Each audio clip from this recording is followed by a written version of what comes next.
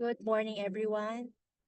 Good morning to our honorable mayors, and good morning to our dear partners and resource speakers here right now for our Asia Pacific Mayors Academy Module 5B. I'm Jennifer Marie Amparo. I'll be your facilitator for today, together, of course, with our colleague, Dr. Moshen, and also Dr. Edgar Reyes here. So, good afternoon, everyone. So, we'll officially start our program with a welcome message, of course, from um, our dear partner and, of course, our main coordinator and the one really helping us and supporting us here, especially for the engagement of the faculty members of the Asia Pacific Rim Universities. We do have our partnership officer. We have Christina Sean Lieber of the Asia Pacific Rim University. Christina, thank you. Thank you very much, Jennifer. Yes, good morning, good afternoon. Welcome all honorable mayors, partners, faculty, and experts to this Module 5B, which will focus on efficiency and equity in smart city development, building on your learnings from the previous Module 5A and the modules before. Across the Asia-Pacific, cities are exploring smart solutions to improve services and address urban challenges. And as you know, for many cities, budgets are tight and technology access may be limited. And then the question is not whether to pursue smart city initiatives, but how to do so in ways that are realistic, inclusive, and sustainable. With this module, we will explore how efficiency and equity can guide smart urban transformation. Smart cities are not only about new technologies, they are about making better use of existing resources, strengthening collaboration, and ensuring that marginalized and vulnerable communities are included in planning and delivery. To this regard,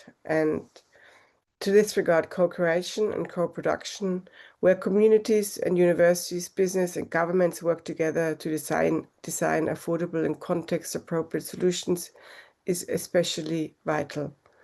This is because it builds local ownership, ensures solutions respond to real community needs, and allows scarce resources to be pooled for greater impact. And these will also be important considerations for your own initiatives that you're developing for this Mayor's Academy, for example, focusing on areas including waste management, ecotourism, traffic congestion, and urban flooding. At the same time, new technologies such as artificial intelligence offer opportunities but also raise important risks around bias, exclusion, and data governance. This will require critical considerations on how to adopt digital tools responsibly in ways that are transparent, accountable, and supportive of local priorities. In line with the United ESCAP Asia-Pacific Regional Guidelines for Smart Cities, the aim is to help you identify through this module suitable pathways that fit your city's context, approaches that are affordable, inclusive, and resilient, while positioning your cities to benefit from regional and international cooperation. I really hope that with today's session, we continue to build collective momentum toward integrated, inclusive, and climate-smart urban solutions that are not only efficient, but equitable. With this, I would also like to thank one more time all academic partners and colleagues from UNESCAP, UN Habitat, IGES, and UCLG ASPEC, and UNUIS for the collaboration, and leave you in the most capable hands of my academic colleague experts, Jennifer Amparo, Mushma Matsare, and Edgar Reyes, and all the colleagues that are contributing to this session and are leading on the implementation of today's session. So thank you very much. Thank you very much, Christina, for providing that direction for this module and also emphasizing the need for Asia Pacific Mayors Academy is really a manifestation of that collaboration and creative work. So thank you very much, Christina. And of course, thank you very much. We're seeing here Kurt as well, and Liz from UCLG. Of course, Kurt from UNSCAP. So we'll have a group photo session before we start the workshop.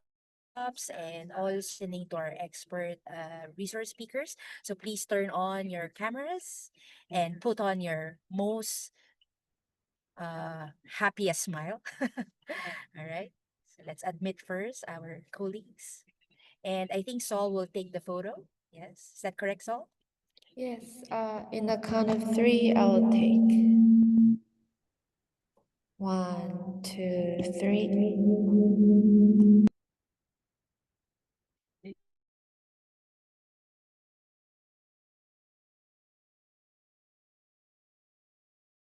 So thank you very much. All good, Saul?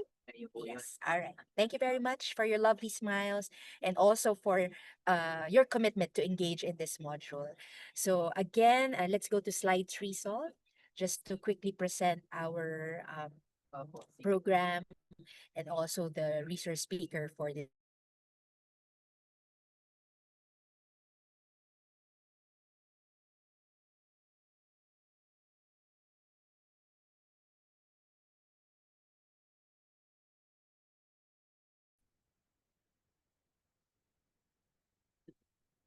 Right. So these are our speakers for today's session. Of course, we do have Dr. Moshen Mohammed Zadeh to present, of course, an overview of the or review of Module 5A and also share about AI and also the ethics behind big data. And I'll quickly give an overview about co-production, how inclusive cities should be. We also have Dr. Elham Bamante Murik of the University of Oakland, who will also discuss about ethics and AI. We have also our dear colleague and also provost and from NUS and part of the steering committee and leadership committee of APRU, SEL. We have Dr. Jeff Ho, and of course, from Slovak University of Technology, our colleague who has been in the Philippines, I think that's 3 months ago, Dr. Milan, if I'm not mistaken. We have Dr. Milan Huzar as well. So next slide. I think we can see here our program for today. So we will have a number of breakouts and activities to also engage our mayors in the discussion. So next slide. Yes, so we've done the opening remarks. And for this part, let's call on Dr. Moshen to provide a quick overview of and review of Module 5A Smart Cities. Go ahead, Dr. Moshen. Thank you. Thank you very much indeed. Thank you, Dr. Jennifer, for holding the session, and also thank you, Christina. Kia ora, everyone. My name is Mohsen Mohammad Zadeh. I think most of you guys know me, for based on the module 5A. Actually, at this moment, I want just to review what we learned and kind of worked on during the module 5A. So the key insight from the previous session is that actually we discuss about the smart city concept regarding fiction to the reality and also different dimensions of the smart city, which includes economy, mobility, governance, environment, people, and living. And also we discuss about the smart city and the concept of the sustainable development, aligning technology with the different stages. And also we learn about some disruptive technologies, potential reshaping the market and urban systems for us. For example, we discuss about the AI, artificial intelligence, digital twin, generative AI, smart mobility, air quality, and we have a range of the speakers, from private sector, from the local governments, and also service providers. And also we have speakers from the UN ESCAP teams. They kindly share their experience and perspectives with us. And very good examples from the different parts of the region regarding to using technology in different aspects. And most of you honorable mayors, you shared your interesting projects with us, and we reviewed and learned from you.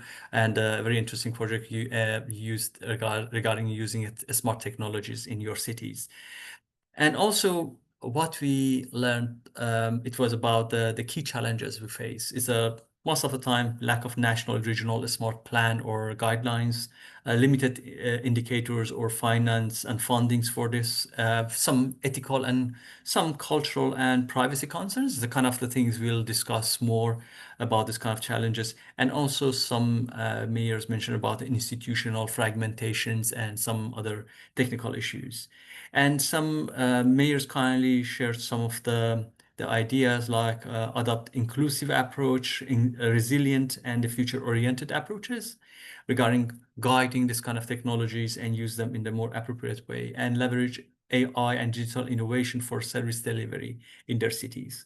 And also what we learned from the discussions about the string of the governance framework, local control, and also transparency, and encourage for co-production, community engagement, and putting people as the center of the process of the transition of digitalization of the cities there. So it was a key messages we get and the key points we get through the discussions and the presentations we had in the previous one. Obviously, this session would be more focused on the kind of inclusive, how we put people in the center regarding different aspects of the smart city. Thank you very much. Floor is yours, Dr. Jennifer. Thank you, Dr. Moshen. So for providing that platform. No? So in Module 5A, we've seen a lot of exciting, fascinating technologies and smart city initiatives from across the board and across the globe. And we're very inspired. No? I think some of the mayors are really excited to learn about that. So with this, I think the central message of Module 5B is really putting people at the center. And how do we do that? So we'll run through that through this module. So first, let me have a quick background about how inclusive should inclusive smart city be, an introduction about or a key message. No, we do have 4 key message when we talk about inclusivity in smart cities. So I'll ask Byron to please play the video, please. Thank you.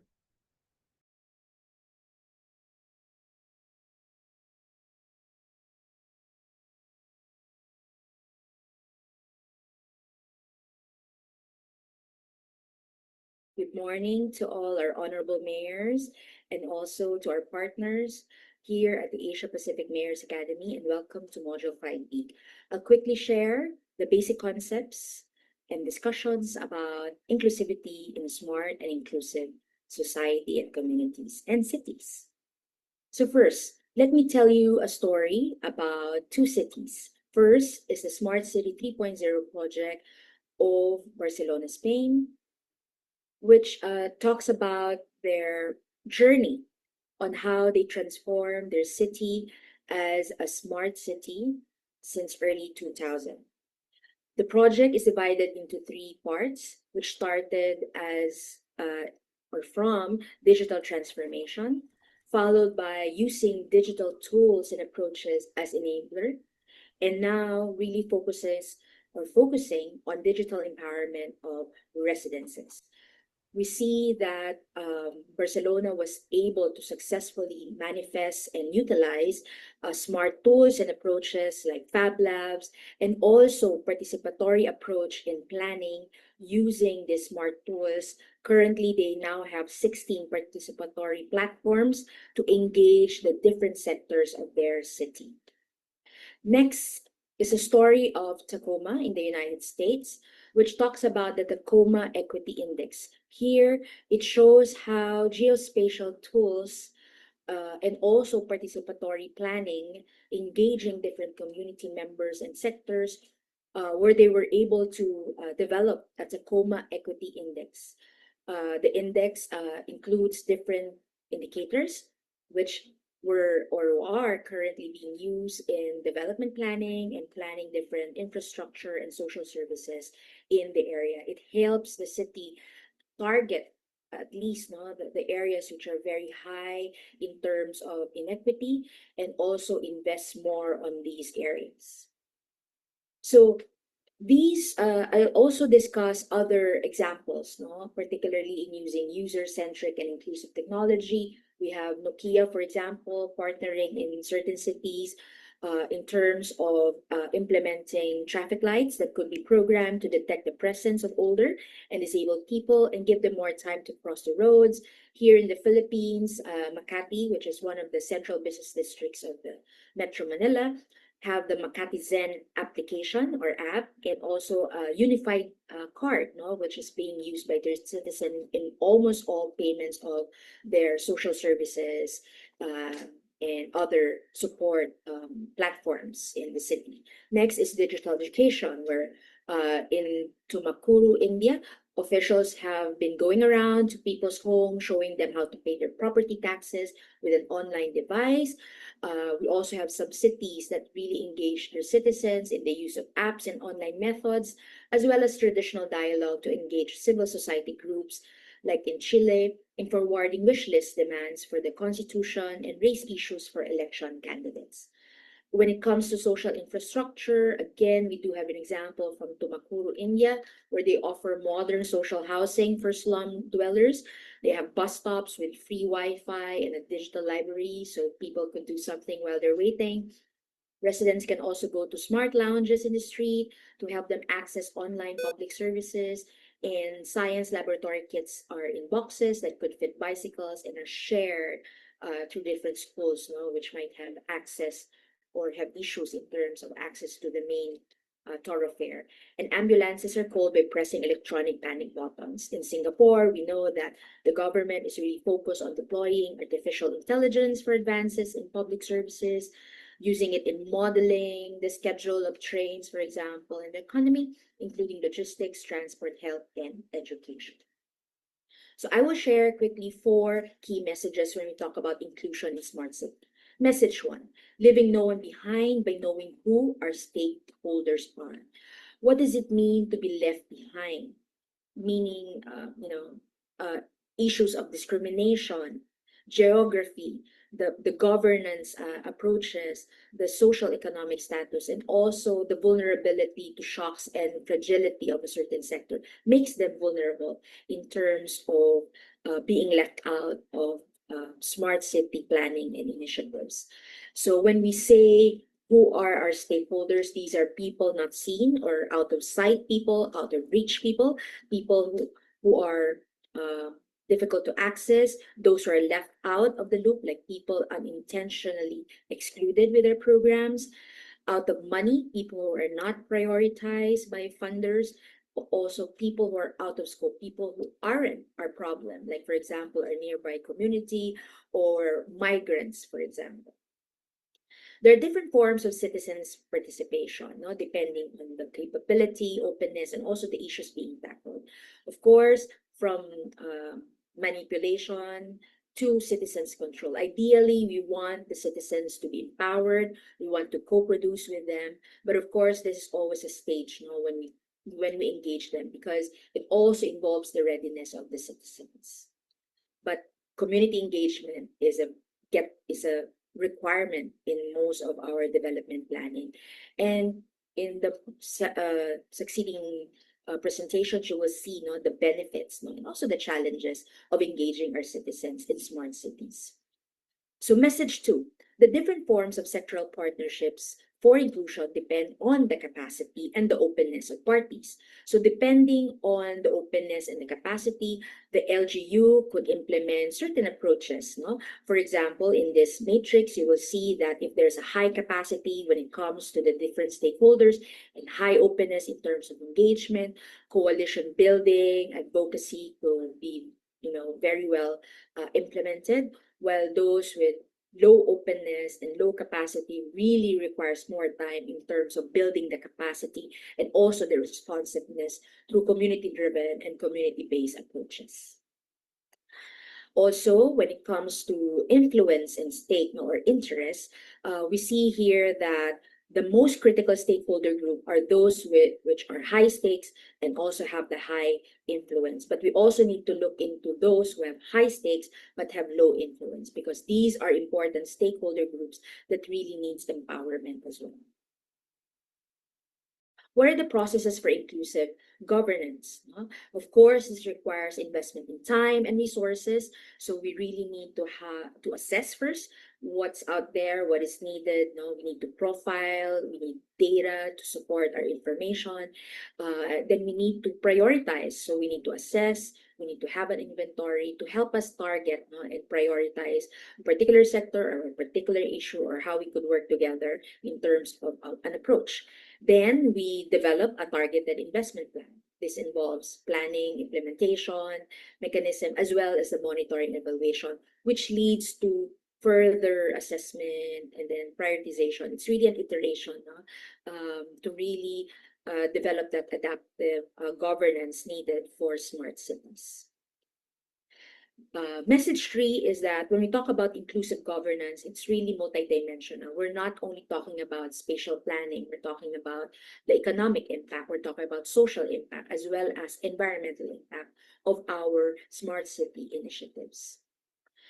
And then message four is that we also need to put up safeguards. It's very critical, especially when we talk about ensuring that the rights and the needs of the priority sectors are incorporated in our planning and also in our implementation.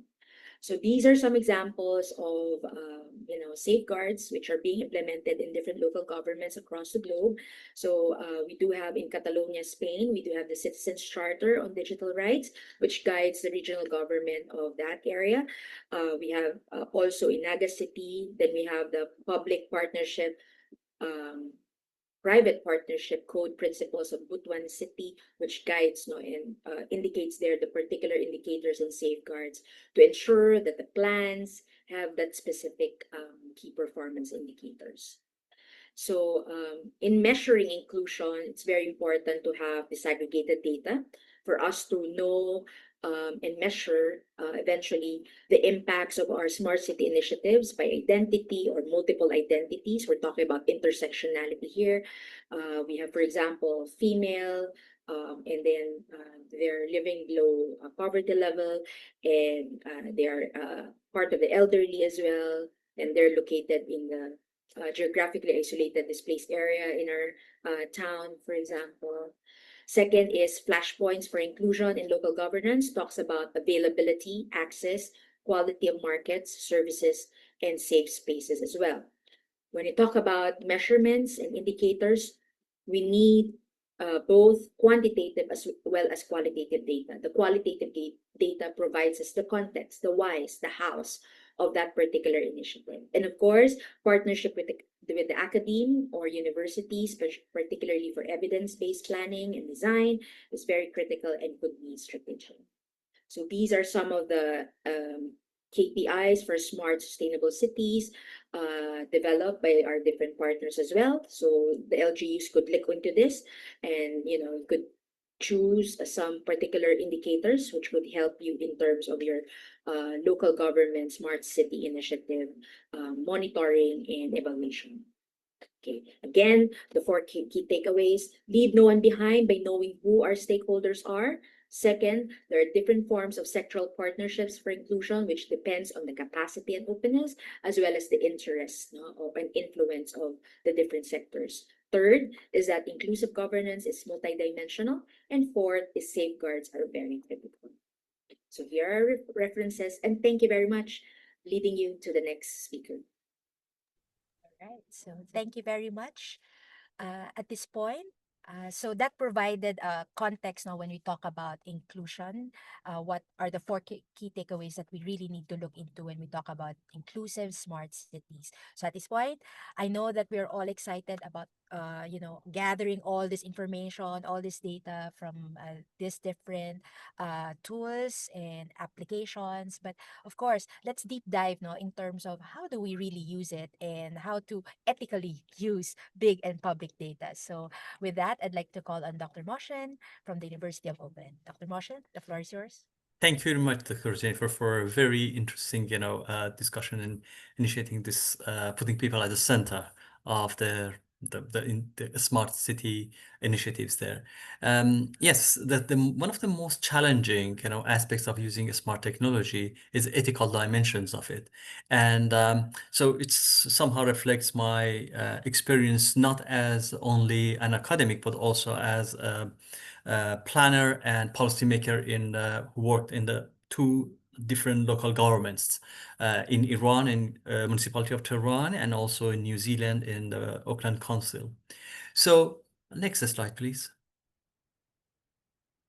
So regarding to technology, technology gives us, as you can see, a kind of the technicality. We have a kind of that green kind of the area. It gives us a kind of the opportunity to do a lot of things, especially based on the new technology. It's just make the capacity and gives us more opportunity to investigate this and understand better cities in different dimensions. But some aspects of it, regarding what we can do, as a kind of the legal actions based on the regulations and the acts we have in our government sector, and kind of do it formally gives us another type of the limitation here, so which is a kind of the blue ones. And then also what we can do as a kind of the local government level, and as a kind of the municipality or councils, what we can do is again is quite different.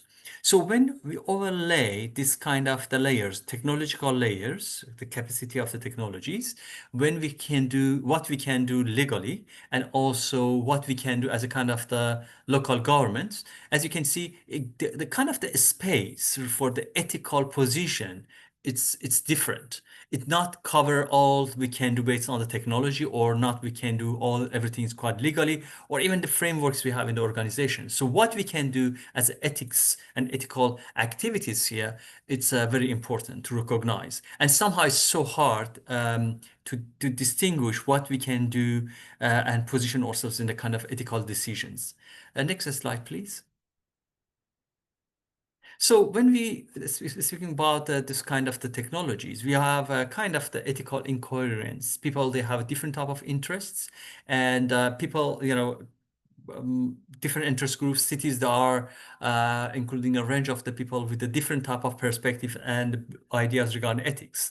The values and actions also, and interest groups, somehow they are not necessarily aligned with each other, and sometimes they are conflictual.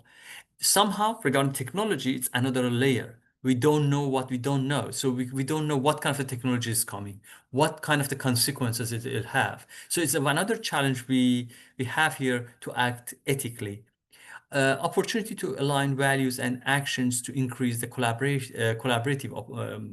innovation. So, however, that kind of the things, regarding to act ethically, seems quite challenging, but also it gives us a kind of the opportunity to work with the other type of the people and understand their values, and then define our actions and technologies based on the collaborations. And obviously, a couple of the other colleagues here later on discuss about that kind of the co-production, co-design approaches. And also we can reduce the value conflicts based on the big data innovations, based on the comfort factors, which means that make the life easier and more convenient for everyone, and make beneficial the process for everyone. So that kind of a factor somehow can facilitate to make a better ethical decisions. Next slide, please. So when we are thinking about the principles of the ethics, at least we have 5 type of the values here: non-maleficence, beneficence, justice, autonomy, and trust. From my perspective, all these kind of the 5 principles of ethics that are quite crucial when we want to implement any kind of the technology in cities, and consider them as a kind of the key factors. But from my perspective, based on my work experience as a planner and policymaker in the local government, I think trust is one of the key things, especially for the local governments here. I will explain more what that really means. Next slide, please. So some of that kind of the principles reflect a kind of the action related principles.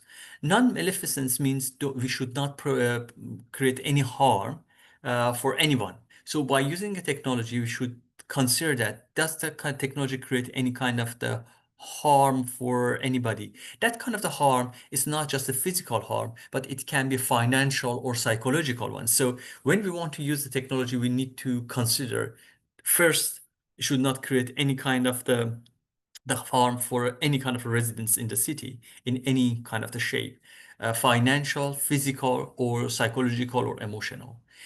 Beneficence means create a kind of benefits. When we are developing a technology or using a technology, especially in the kind of the public sector, we need to consider that who gets more benefit. Is it majority of the people getting benefits, and potentially who lose through this kind of the process? So we want to, as obviously as a part of our job, as a kind of people working in the kind of public sector, to be sure we provide the benefits for everyone and most of the residents, if not all. And the justice is another dimension here. And they are related to the kind of thing. Is it the project is a just, or it can create a kind of the discrimination and the fairness among the people? Next slide, please. Two other factors here and the principles here that are very important, I think. One is autonomy. Obviously, when we use the technology for the somehow collecting information, better understanding about dynamic of the cities, we need to consider that to what extent people consider they have their autonomy. If people that are, for example, when we are in the case of the CCTVs, if we have CCTVs all around the city, yes, it can create a kind of the safety somehow, but at the same time, it can create a sense of um, the gaze and surveillance. So people, they think they don't have autonomy anymore. So we need to balance this kind of the emotions among the people. In New Zealand, nowadays it become quite public debate about autonomy, especially using the technology AI-driven CCTVs now. One of the very hot topics. Another dimension of this uh, principles of the ethics is a trust, which is a very important actually dimensions of using technology, because we cannot work on the technology, or we cannot work separately from the society and communities in our cities. So having trust from our residents and from the communities, NGOs, is a key things when we are deploying a technology and using that in the cities here. Without the trust, everything would be in problem. Next slide, please. I think you just backed. Let's go next one, please. Next one. Next slide, please. Next. So regarding to the big data, when we are speaking about smart technologies, most of the time, this kind of technologies, they are working based on the data. They're collecting data about everything. And here we need to consider a couple of the aspects of this kind of the data, which is the privacy of the obviously residents. It's a key things.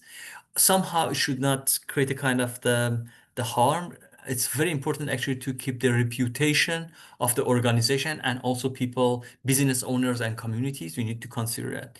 Also, when we are speaking about the ownership, who owns the data, who use the data and control the data here. And also one of the aspects is the identity of the people here when they use a kind of the digital platform should be, especially coming from the public sector, should be exactly as they have in the reality. Because somehow some aspects of it, some people to collect information, they use a fake identity or wrong identity to collect information, which creates a kind of the potentially can damage the trust among the people and the government sector. Next slide, please.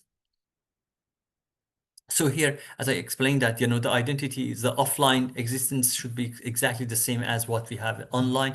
It's very important for the local governments to follow that, and to be sure even planners, policymakers, or any kind of the people working in that kind of the area, digital platforms, they should have the same identity as they have offline.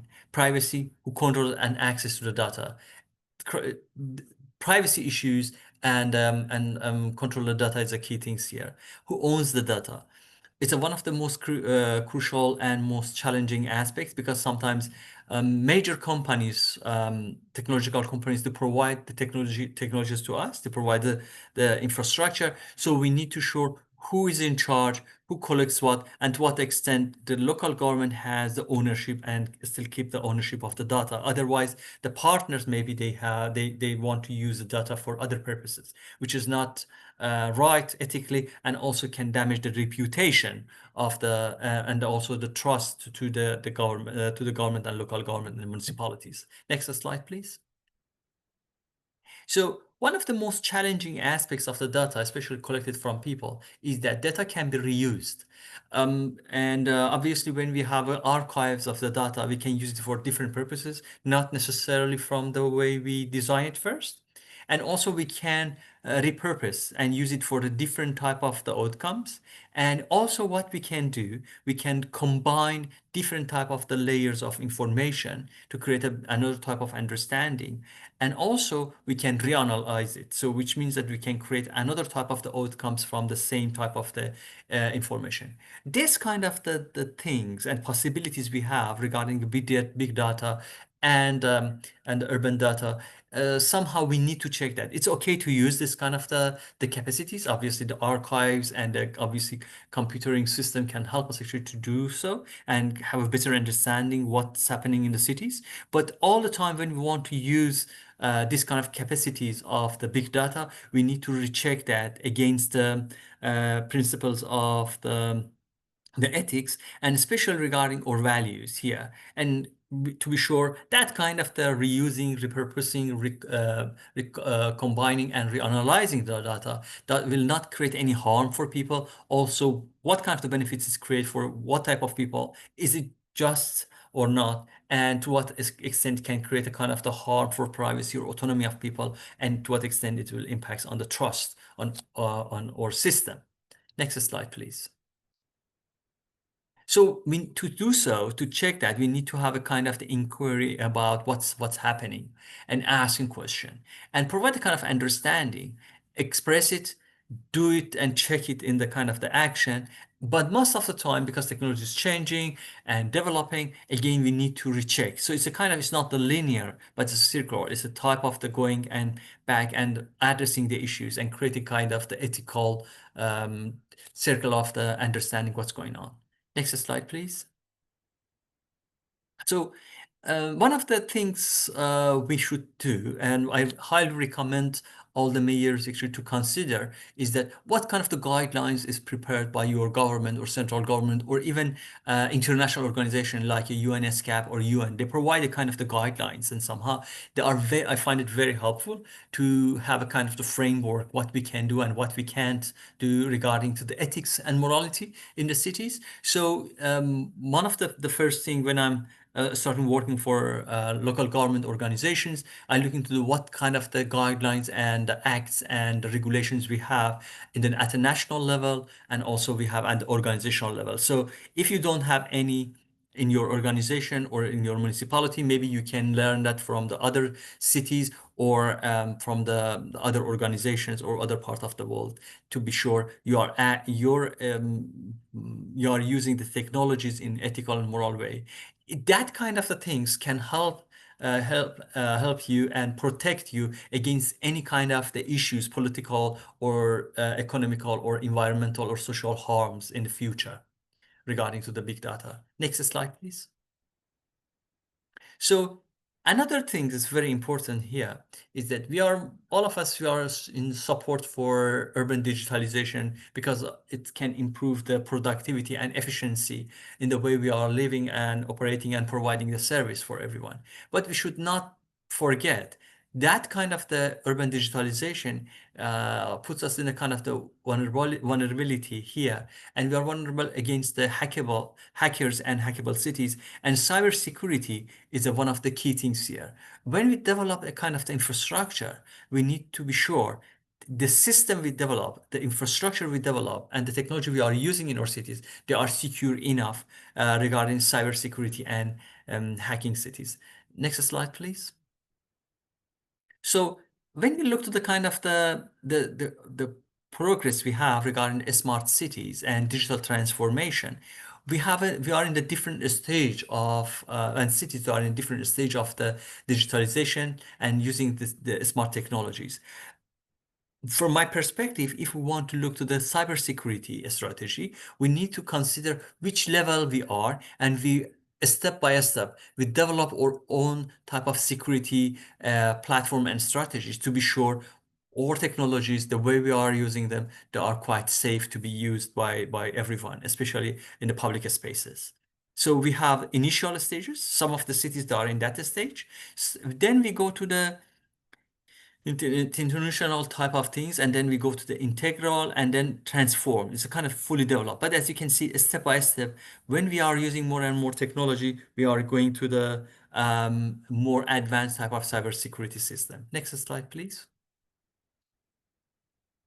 So the last slide, but not the least, the thing is that when we are speaking about that kind of the cybersecurity, we are speaking about stealing data. Somehow people, they can disrupt the deny the service, damage the system, or blackmailing people, which is very dangerous for local governments there. So my recommendation is that all the time using your youth, capacity as a kind of the hackers. They are most intelligent people in your area. So use them actually to understand the vulnerability of your cities. So using the capacity of youth and educate them and train them and hire them in your cities. Hackers, they are most intelligent people in the cities. So you can they are danger, but at the same time they create a kind of opportunity for us. So it's my presentation. Thank you very much indeed. Thank you. Here's your Jennifer. Yes. Thank you, Dr. Moshen. I think that's a very interesting question for some of our mayors. Would you hire some of the hackers to really check on the weaknesses of your systems as well? But basically, maybe we could ask one question to maybe one or two of our mayors. Are you working on cyber securities in your cities right now? Are there any mayors who would like to share some of the investments you've done in terms of cybersecurity programs? Would our honorable mayor from Banda Aceh would like to share? It's okay. Yeah, thank you. All right, thank you. Our honorable mayor from Hulu, Selangor. Do we Hello. have any? Hello, yes. Yeah, Yes, honorable mayor. yeah. Good afternoon. Maybe I can share just a little bit about our experience. In our municipal council, we have a department, we call it IT department. And there we have officers to in charge about our software and our security for our system, because some of the system that we have to run our municipal council, we develop our own. So yes, recently we are facing with a problem, which is one of our system being hacked by someone. So what we do now, we try to upgrade our system to especially regarding the hacking and everything. So we need to invest some money in that. So we try to get the best or the recent one technology that can prevent from hackers in future. Yeah. Thank you very much, honorable mayor. Yes, go ahead. So if I can relate to what we heard just now from our speaker previously, he mentioned that trust is very important, because even though actually the hacker not very big issue actually that time, but when it comes to trust, it really affect us, because the people complain because the system, we need to put down the system for a while. So we need to notify the people, we put down the system for a while due to the hackers, and we need to gain back the trust from our people. So yes, we agree. Trust is very important in our system. Yes, Thank thank you you. very much, honorable mayor, for sharing that. Yeah, trust very important, and I hope you also hired the best person for the IT, the one who hopefully the one who's very good in terms of our IT, and I'm not sure if the one who hacked it as well. All right. Thank you, So thank you. thank you very much, honorable mayor. So thank you very much, Dr. Moshen, for that insightful sharing. At this point, let's go to a more applied, context or a project talking about urban AI and its ethical issues. I'd like to call in a senior lecturer in urban planning at the University of Oakland. We are honored to be with our presence, Dr. Elham Bamante Muri. The floor is yours, Dr. Elham. Hello, everyone. Thank you very much for inviting me to talk about the project that I'm conducting actually now in Auckland. Could you please go to the next slide? Thank you. Yes, so and also next, please. Yes, actually, this is the initial findings of the research project that we are conducting at the University of Auckland, based on the grant that we received from the Lloyd's Registration Foundation organization. And the topic of the research specifically is about risk and safety of applying AI in governance, in urban governance. Next slide, please. We know that it is an increasing trend using AI and applying AI in planning and urban governance. We know that AI is redefining our roles. We are using AI for traffic management, for land use, predicting different scenarios of urban development, urban design, and other purposes in urban governance and urban planning. But we are facing more challenges in terms of the technical issue, as we just discussed, regarding the safety of the using technical issues of AI in our policymaking. Also, regulatory and socio-political risks that we may face. Next slide, please. Actually, in the first step of the research, we look at different dimensions of applying AI in urban planning and urban governance. We realize that there are several really massive data and analysis around planning automation, using AI in modeling, using predictive modeling of AI, and really strong technological advancement that AI, different types of AI suggest to us in terms of prediction, smart governance, climate change, and other dimension of applying AI. But as you see in the area of ethics and inclusion, only 20% of existing literature shows a focus on ethics and inclusion. And specifically, risk and safety of AI was really small in terms of the existing studies and research project.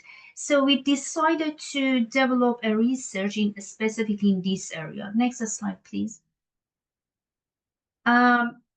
So we realized that there is a limited empirical evidence regarding professionals and planners' perspectives and their understanding regarding risk and safety of AI.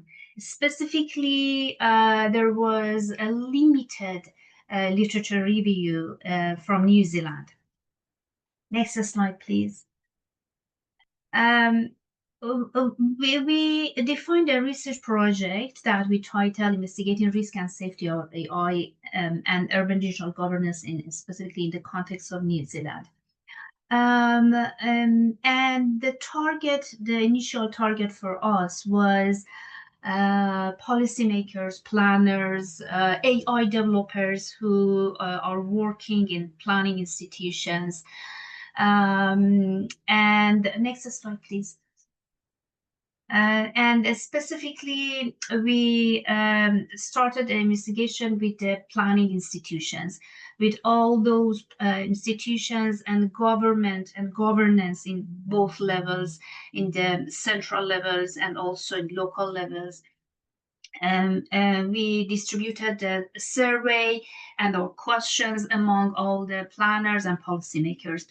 62 specifically planners who were related, the questionnaire based on the relationship between the area of their job and the application of AI. So 62 of those target groups participated in our survey from NZPI, that is a local institutional professional planners, and also Auckland Council, Christchurch Council, Wellington Council, and Hamilton. So the target was 4 cities in the context of New Zealand.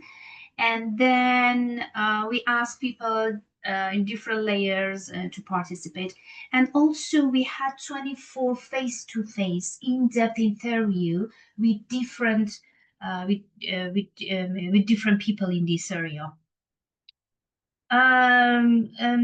Many people who are involved in applying AI in the planning institutions participated in our interviews and surveys, from planners, policymakers, engineers, urban designers, and also some educators even in planning. Next slide, please. If you look at the results of our research, it shows that engineers, this is really interesting and shocking findings for us, specifically infrastructure providers and engineers, they participated mainly from non-public sector governance of specifically planning. So that was a question why we don't have specifically engineers or AI developers specific with a specific specialties in AI developing with a special AI developing skills. They didn't participate in our investigations. So as you see, it shows probably that was our guess. Probably this skill specifically is not hired by the public sector. And probably we need more engineers in different levels of public sector for the purpose of a better development of AI or better use of AI in Auckland Council, Wellington Council, and other cities. Next slide, please. And majority of the participants, they believe that, that is really interesting, they believe that it helps us, applying AI helps us to enhance the data analysis. It is helpful for us to save the costs, different type of costs, opportunity costs, and financial costs. It helps us to improve our decision making. And the surprising result for us was reduce human bias. So it means some of the planners or policymakers, they believe that it can be really helpful to reduce the bias, the constructural bias that we have in our system, and AI may provide an opportunity to make decision without those biased background and hegemonic background of bias that we have in our system. Next slide, please. And the next interesting result for us was regarding the concerns that planners have. They think specifically it may create some threat for the planning expertise that we develop over the years. Specifically from those experienced planners, they think applying AI may create some side effects, specifically for the new labors in their new planners and recently educated planners join into the planning institutions. So it seems they are worried about the kind of heritage of knowledge that we have in planning system. And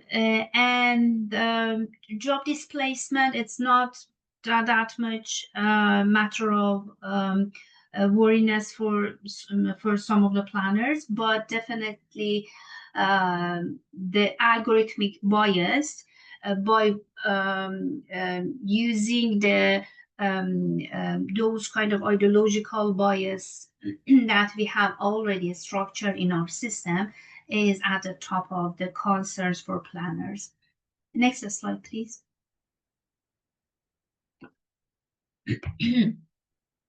To what extent we are ready for applying AI?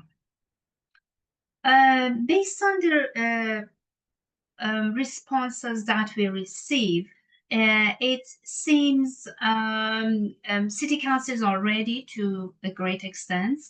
New Zealand professional planning institution is ready, still not fully ready for acceptance of AI applying in local government, in the body of a local government. And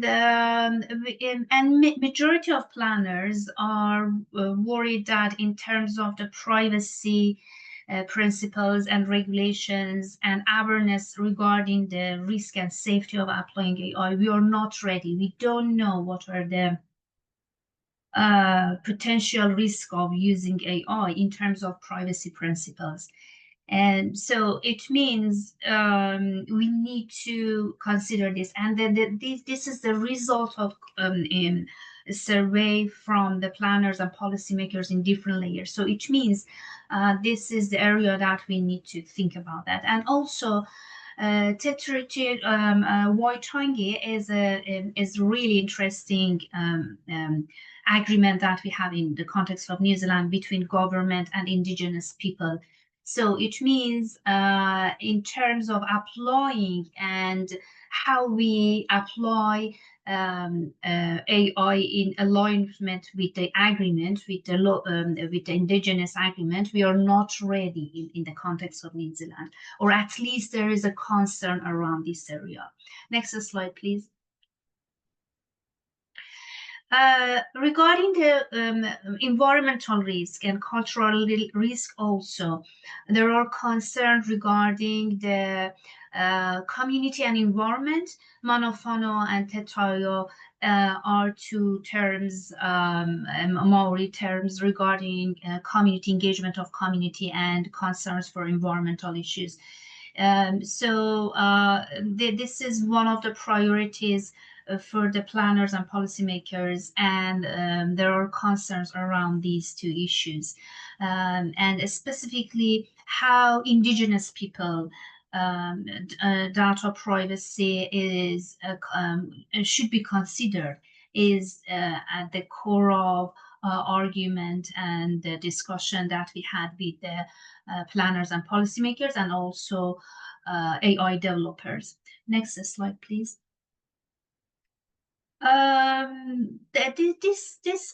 This question was also interesting for the team, for our team.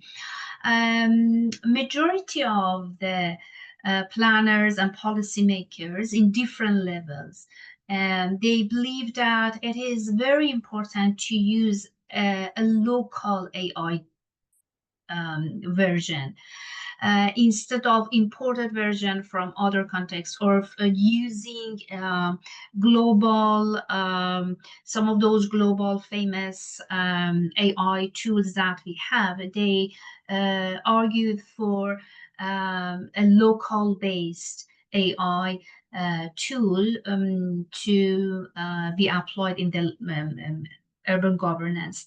And specifically in terms of the principles that we have in the regulations and in this and in the protocols regarding the environmental issues and also indigenous people in New Zealand, it was extremely important for the planners and policymakers and local government to integrate these principles into this local-based AI tool.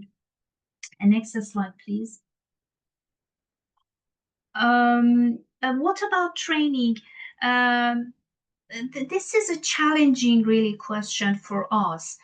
Majority of planners, it appears that planners, specifically in some departments, they are not 100% sure what type of training they need.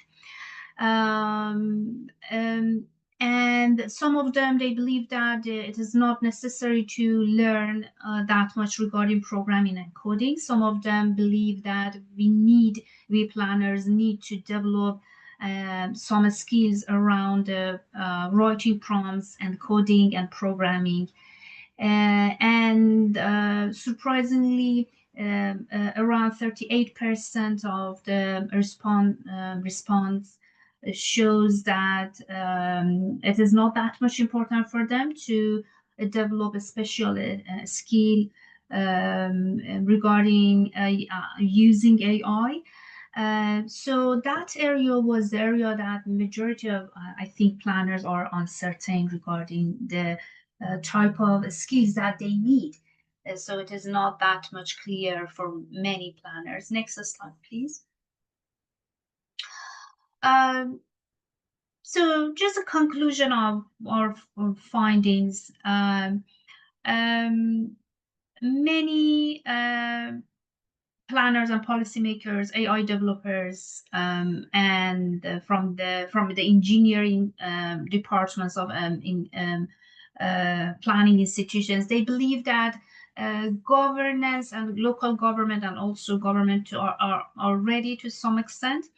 There are lots of opportunity for us to apply AI in planning. There are lots of concern regarding the bias use of the data and also privacy, surveillance, transparency, algorithmic bias toward a particular group in the society.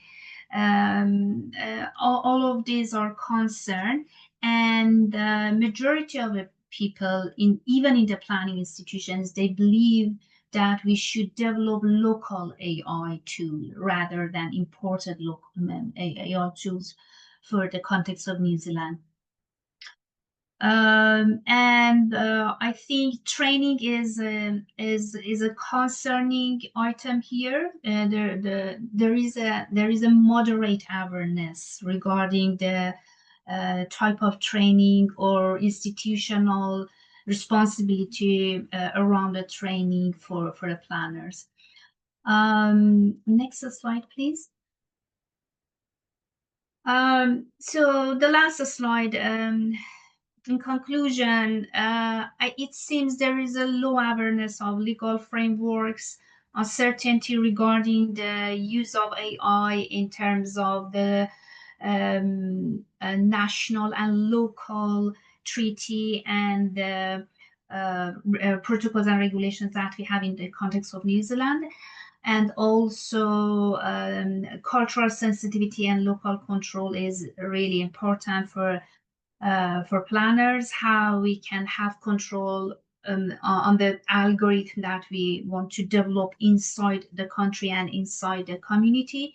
And training is challenging. What type of training planners needs and planning institution needs? Thank you very much. Thank you very much, Dr. Elham, for that insightful sharing. And I think it ties to what Dr. Moshan had mentioned about the emphasis on trust. Because here in your presentation, you've highlighted, of course, the risk, the readiness, as well as the cultural aspect, which I think for some countries, it's the other way around. Like if it's locally created, they have low trust compared to a more foreign developed applications. But I see it's fascinating that in New Zealand, it's the other way around as well. So it's very contextual, Absolutely. especially when we talk about it. So thank you very much, Dr. Ella, for that. Thank you. Thank you, Yeah. Jennifer. Thank you very much. I hope you could still join us in the breakout session. So next session it's our time, or the time of the honorable mayors, to also share their initiatives when it comes to smart cities And also, let's look at the three E's, particularly in terms of effectiveness, efficiency, and equity. So we have two breakout sessions. Our breakout group one, under Dr. Moshen and Dr. Edgar, is our Honorable Mayor from the Philippines, from Del Carmen, is Honorable Mayor Kaur here. We have our Honorable Mayor Suryodaya from Nepal, our Honorable Mayor from Malaysia, Hulu Selangor, and our Honorable Mayor from Maldives. So that's breakout group one. And then breakup group two will be, I'll be facilitating that. And if some of our colleagues could join me as well. We have Honorable Mayor from Inaruwa, Nepal, our Honorable Mayor from Banda Aceh, Indonesia, and Honorable Mayor from Kampong Kang in Cambodia. All right. And I think Sol will automatically break us into groups, or also some of our resource speakers would join the breakout sessions. So Saul, could we open please? So we have 30 minutes for that. Hopefully by 1:25, we're wrapping it up, and 1:30 here in the Philippines, 12:30 in Bangkok. We could wrap it up and go back to the plenary. So thank you.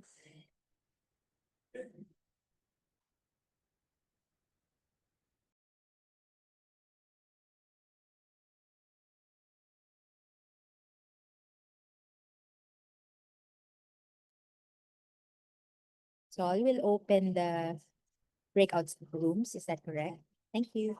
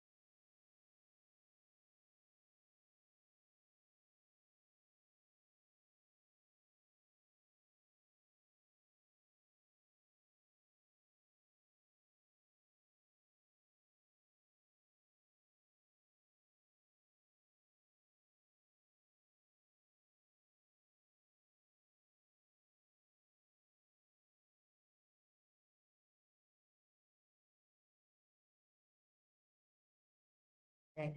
So thank you very much. I know that time is quite tight. So I see Dr. Moshen. All right, and Dr. Edgar. So I think there are very interesting sharing in terms of the equity, efficiency, and equity. So we'll kind of unpack it later. So we'll just have a quick, I think, 3-minute break, if that's okay with us. We'll have a quick break. We could get our coffee and tea, and then just go to the loo, and then we'll go back here 1:30. Thank you.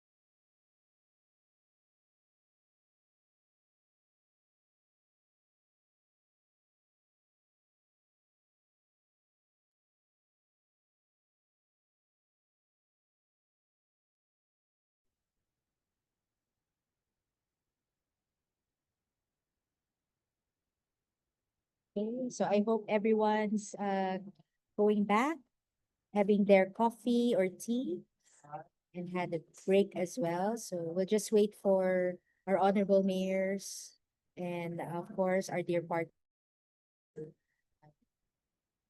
check in again.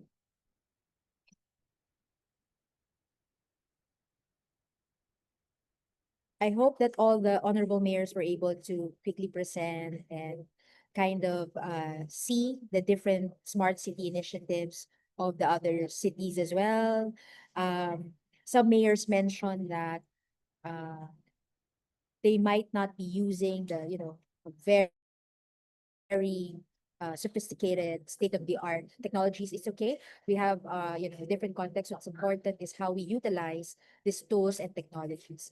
What this module is trying to emphasize is really why we are using the tools that we have right now, especially for smart cities.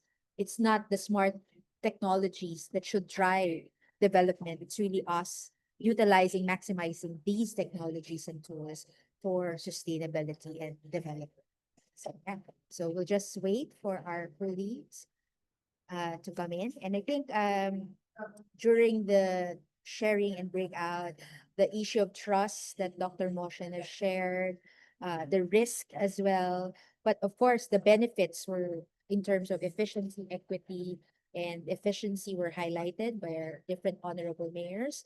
We're very fascinated to hear the different applications of smart tools in the different sectors. We have safety, security, transport. We also have education as well. So it's very interesting to see and learn from each other. So are all the mayors here right now? Kindly, kindly open your cameras or put a thumbs up if you're all here. So we could start all right. So thank you very much, honorable mayors. Okay, and Dr. Jeff, good afternoon. So if it's okay to start our next presentation. So at this point of our module, we're deeply honored to be, our invitation was accepted by one of our colleagues in APRU, Sustainable Cities and Landscape, one of our favorite speakers when it comes to SEL and bottom-up placemaking and civic engagement. We'd like to, of course, give the floor to share practical approaches in terms of really engaging our citizens in terms of how we design and manage smart cities. And his experience ranges from or cuts across different cities, as mentioned earlier. So without much further ado, I'd like to give the floor to the Provost Chair and Professor, Head of the Department of Architecture at the National University of Singapore, Dr. Jeff Ham. Dr. Jeff? Great. Thank you, Jennifer. Thank you so much for the invitation to present here. Can we go on to the next slides, please? Okay, my research and professional focus is on bottom-up placemaking and civic engagement, as Jennifer mentioned. So today I just want to briefly talk about why this work is important, how it's relevant to the discussion about smart inclusive city. Next. Since around 2010, placemaking has become an important movement that involve a wide variety of small-scale interventions with the ability to transform urban sites into active social spaces, such as this case here. It's a vacant site in San Francisco that was turned into an outdoor cinema, activating an otherwise underutilized urban site. Next. In LA, also in California, a vacant parking lot was transformed into a lively night market just by having a gathering of food trucks and other vendors. Next. In Christchurch, New Zealand, placemaking enables citizens to activate vacant sites and engage in the city's rebuilding and recovery effort after the major earthquakes in 2010 and 2011. You're looking at a cycle power cinema, so part of the city was still out of power at the time. Next.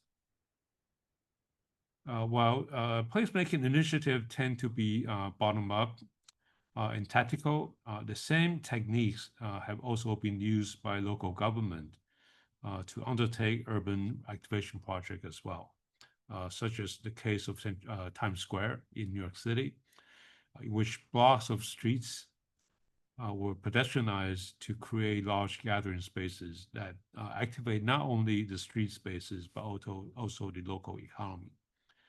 So this was led by the city. Next. The placemaking movement has been growing in Asia as well. The City at Eye Level is a book series produced by a Amsterdam-based firm called Steeple. The Asian edition was published just a few years ago. These are locations of projects that were featured in the book. I wrote the concluding chapter for the book, which allowed me to have a closer look at these different cases. Next. Cases such as the Taman Film Park that transform a underutilized space underneath a bridge in Bandung, Indonesia, into a sheltered outdoor cinema, became an active kind of social space. This was actually designed by my current colleague from the firm Xiao, SHAU. Next, another remarkable project was the Alley Garden Project in Yangon, Myanmar. This is a community initiative that turned again a underutilized space into a active neighborhood hub. Next, the alleyway have historically been an active social space, you can see on the right. But over time, in the last few decades, it became abandoned and over time became a place where garbage began to accumulate, an eyesore, not to mention a sanitation challenge. Next. So this bottom-up transformation was a result of a participatory engagement process that involved residents in envisioning what the spaces could become and how to go about turning their vision into a reality. Next. The result is a project that is relatively low cost and fast to implement with help from residents and volunteers. But more importantly, it was also a project that really empowered the local community, right? Build capacity for the community resilience and contributed to a more welcoming and inclusive city. Next. So project Taman Film Park and Yangon Alleyway Garden Project are sort of a one-off project, but there have been other cases that were implemented at the municipal scale. So in that most of you are mayors and civic leaders, I think the opportunity to look at this from the city's perspective. And so the Open Green Project, or the Open Green Program in Taipei is one particular example that I've been involved with since around 2014. So it's been over a decade now. Next. The program is basically a participatory budgeting project or program that supports community placemaking as a mechanism for bottom-up community engaged neighborhood regeneration. The program offers different levels of funding for projects of varying scale. So small pockets of funds for sort of small scale project. And then the budget, the level of budget kind of go up as this, the scale of the project goes up. It supports improvements of both public and private properties with the condition that they are community and public benefits, including open hours, programming, and so forth, to justify use of public funds for improvements of private properties. Next. Unlike past community funding scheme that only supported community projects, right? So projects that are proposed by community members. Under the Open Green program, anyone, nonprofits, professionals, and even artists can propose projects that demonstrate community benefit.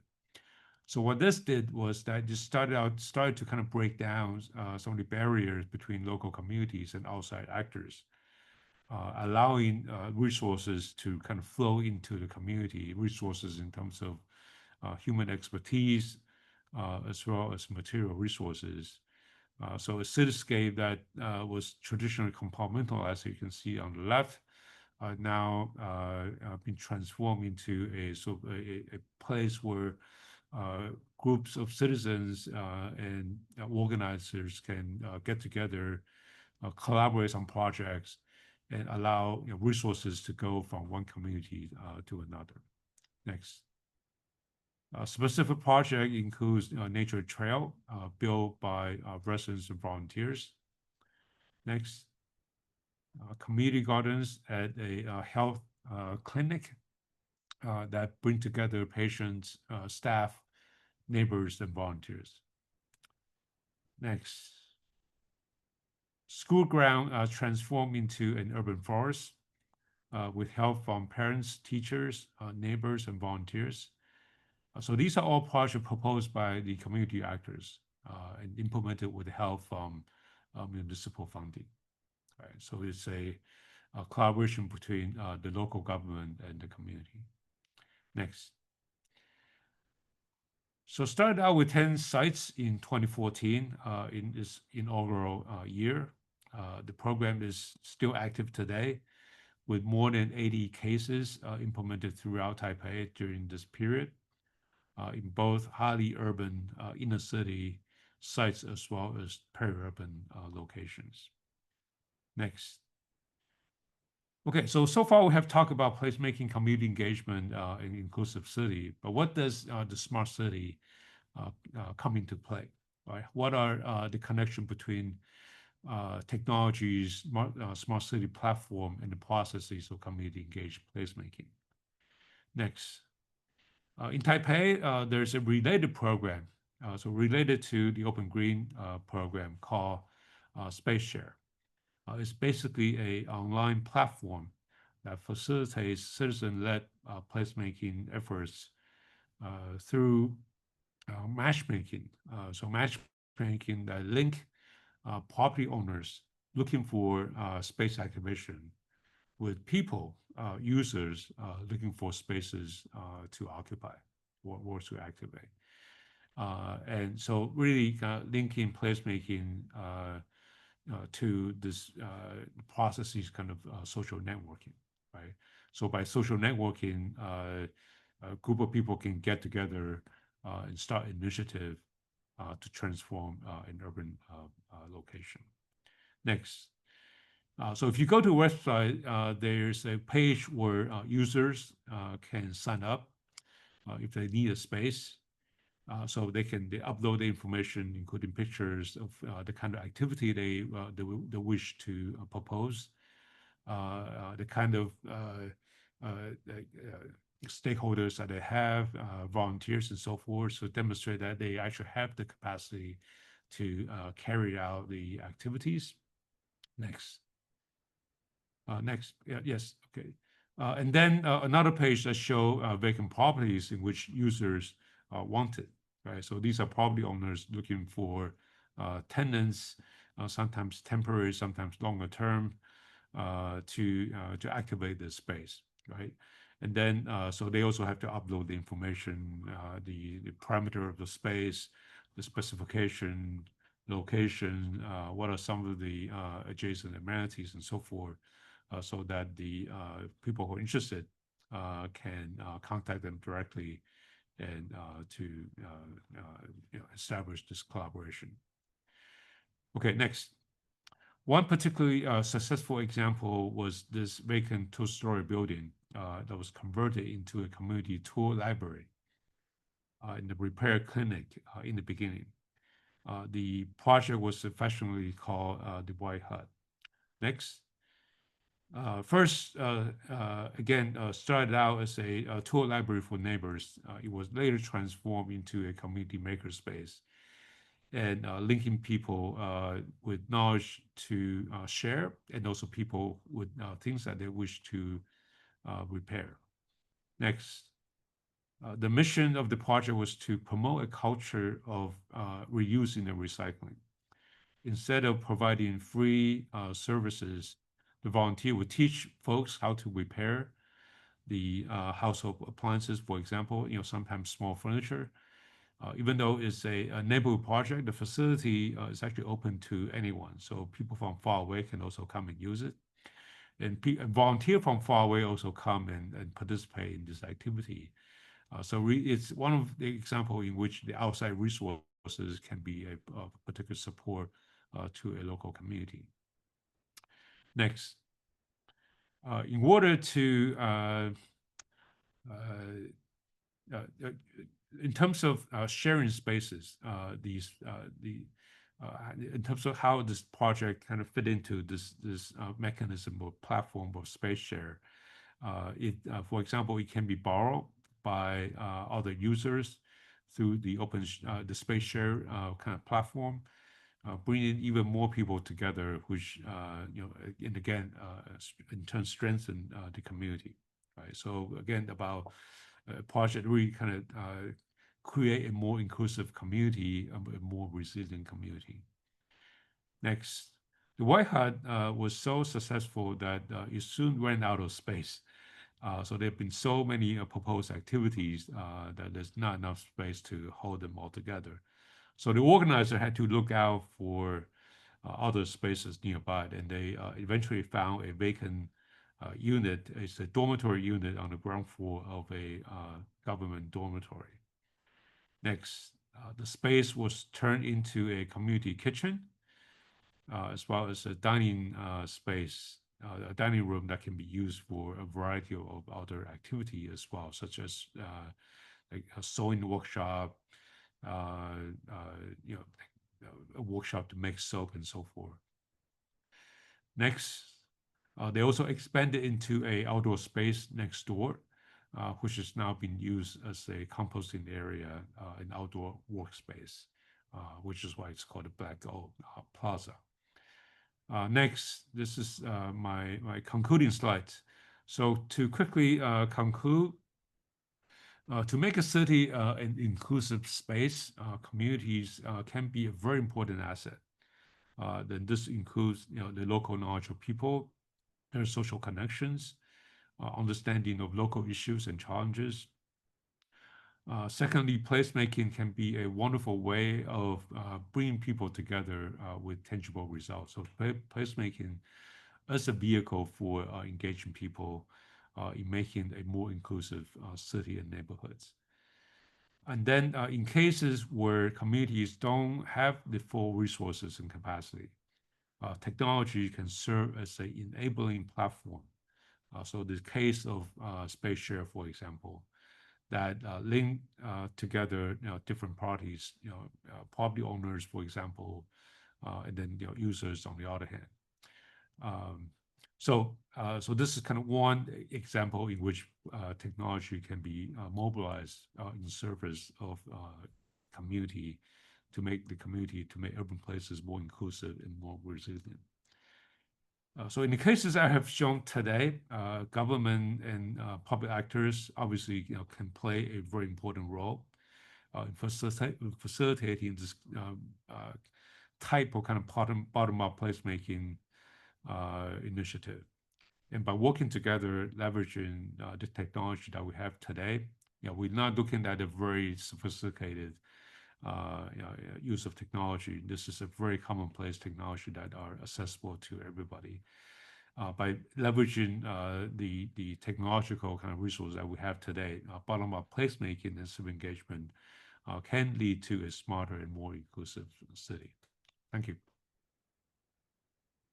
Thank you very much, Dr. Jeff, and thank you for emphasizing that using this tool as an enabler, particularly for engaging our citizens or communities for smart and inclusive cities. So thank you, Dr. Jeff. So next, we'll go straight to our next presenter. And I think this is one of the sector that we usually forget when we talk about smart tools, smart cities. No? So with this, this is an output of their projects and their research in Slovakia. So I'd like to call on the professor, associate professor at Slovak University of Technology in Bratislava, Dr. Milan Huzar, to talk about seniors in smart cities. The floor is yours, Dr. Milan. Thank you very much, Dr. Jennifer. I hope you can hear me well. Good Yes, morning, loud and everyone clear. from Europe. I know that it's a little bit later in your home countries. It is great pleasure to be here, to be invited to this wonderful program that you have here. And this is really great that we are working on topics like this and opening this academic knowledge and practical knowledge to the mayors. So dear honorary mayors, thank you for being here. My name is Milan. I have been in Philippines a couple of months ago, and I was absolutely astonished by the beautiful country. So this is one more reason to be really honored to be here. So I would like to perhaps link directly to the previous presentation of Dr. Jeff when he spoke about the placemaking and the importance of community, and talk a little bit about seniors in smart cities. The subtitle is Challenge and Potential for Development, a paradigm shift and senior-friendly approaches in spatial planning. Next slide, please. Yeah, so this was the introductory slide. We can move on. Next slide, please. Okay, so let's start with some kind of, instead of introduction, with some kind of trends that we can see not only in Slovakia and Europe, but I believe worldwide. First of all, population is aging. We can see that the number of inhabitants is decreasing, particularly in my home country, Slovakia. We are one of the most rapidly aging populations in whole Europe, if not the most, maybe the second or third most aging populations. And globally, we can also see that the ratio between the elderly people and the people in working age or younger people is changing. And we can say that there is increase in old age dependency. Next slide, please. Same as the retirement age within European Union. Right now it is 65, but it is most likely to increase more. For some other trends, we know that the world is becoming more and more urban. 21st century is by the UN sometimes called the urban century. More than 50% of people globally live in cities and so on. We also are witnessing a huge wave of modern innovations and discoveries. Within this block, there has been already a lot of talk about AI, but this is not only about this. We see a lot of advances in medical research, in biological research. People can reach higher ages and they can actually enjoy their retirement age. This also brings a lot of new challenges, from economic to cultural, up to ethical and philosophical, just like we heard at the beginning of today's session. In general, we can also say that at all levels, there is some kind of shift from global community to more individual daily experiences within the world. Next slide, please. We may get some maybe not correct impression that this is rather negative. This is actually quite positive quite positive period that people who have been working their whole life are not just coming to late age to live a couple of more years, but they have in many cases decades of life ahead of them. And there are a lot of forecasting and optimistic studies regarding aging. Simply spoken, that thanks to all these innovations, we can expect longer and more active lifespan in the old age. And then the question is, from perspective of planning, which is my discipline, and I believe many of the speakers are planning as well, is how cities could and should adapt to these changes and to this new trend. And this is basically what I would like to talk about today. Please, next slide. So we will now go through a couple of slides about the theoretical background. So the research started with some kind of etymological or some verbal analysis of the word senior and friendly. Only in English language, we have many words that are somewhat similar to this, but when we put it all together, we can say that senior friendly is about being friendly, being accommodating, being considerate and gentle. Next slide, please. If we also look at the policy level, I'm sure that most of you are familiar with Agenda 2030 by the United Nations, which also includes this active aging, healthy aging words, among others. And also within the United Nations, this current decade has been also named the decade of healthy aging. Next slide, please.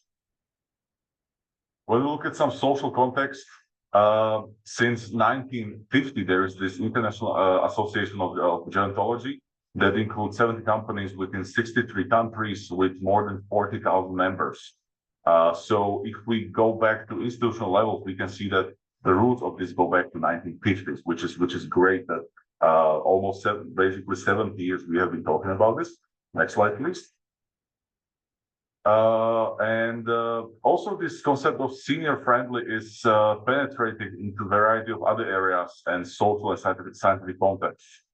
Let me quote one particular phrase from one report. There are senior friendly technologies and devices, senior friendly design and architecture, transportation information systems that are already senior friendly to tourist destinations, restaurants, and even we have senior friendly food, which also brings huge potential for development of so-called silver economy. Silver, according to the as we age, you cannot see it much on me, but I also have gray hair, and I'm in my 30s. So basically, that's why it's called silver economy. And this is a segment of economy that is characterized by targeted group of people in senior age, which is logically on the rise with the advancing trend of aging. There is also potential in the area of so-called social economy or social innovations, while the silver economy is more related to private finance and businesses. The words social economy and social innovations are more related to the public or mixed finance segment, which also has intersections with planning, which is the subject at hand. Next slide, please. If we come back to the policy level, there have been some developments from 1950s, as I mentioned, but particularly since the past 25 years, so since 2000s, there have been more implementation of this senior-friendly cities or senior-friendly concept within planning.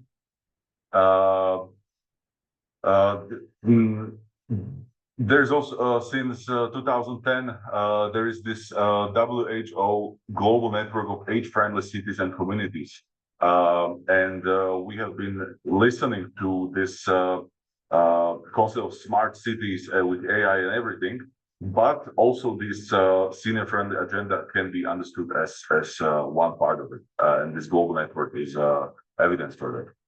Next slide, please. Or we can skip this. Let's go one more. So when we look at the existing concepts, we don't have only smart cities, we also have eco-friendly cities, we have safe cities, we have livable cities, of course, we have sustainable cities. And these have been somehow examined during this research that was done since the past couple of years. They were examined from perspective of some kind of extent to which they can respond both directly or indirectly to the needs of seniors and other groups with specific needs. So let's say disabled people, for instance.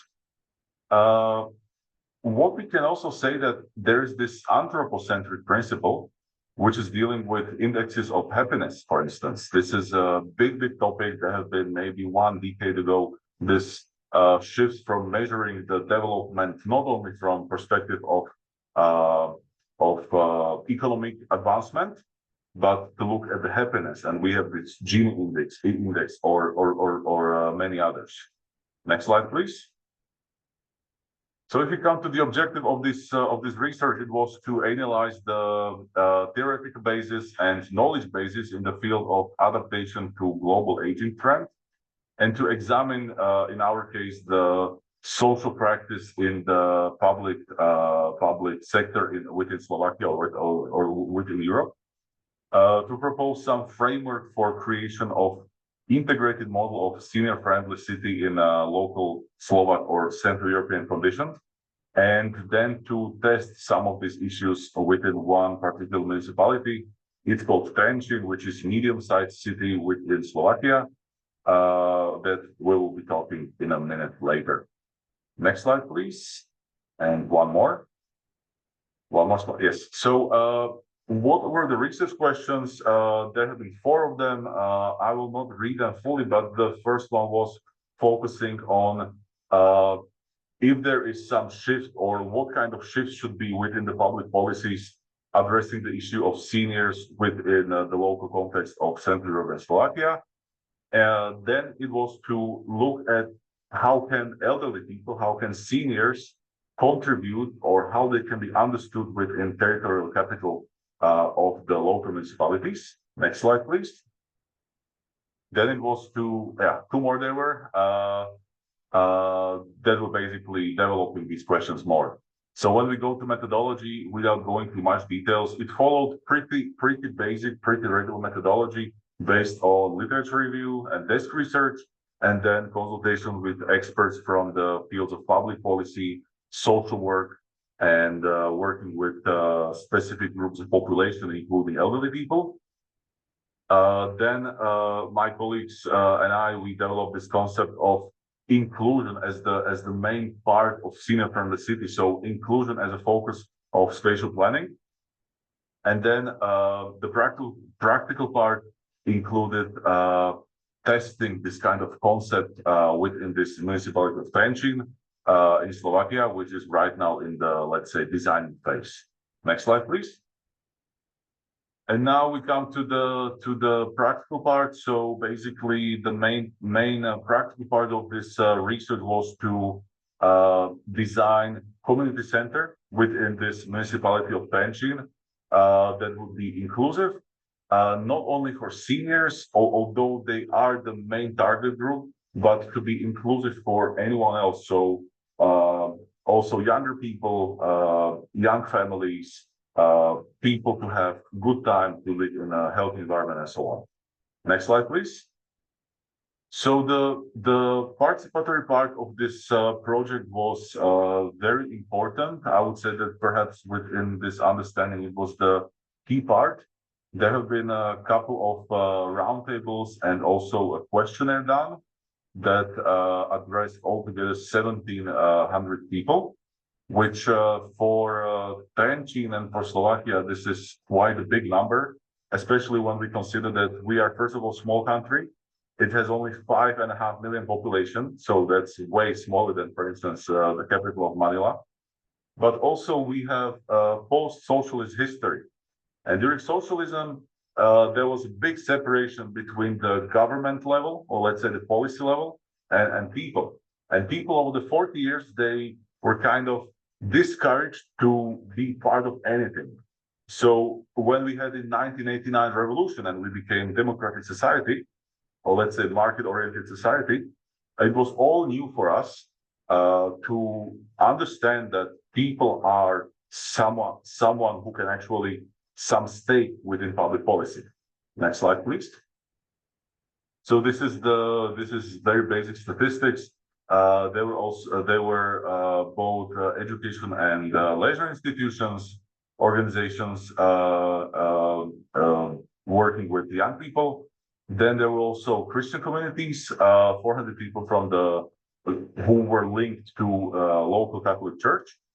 And then 700 participants were from disadvantaged communities. So not only elderly people, but also people who had some kind of disability with physical or mental disability.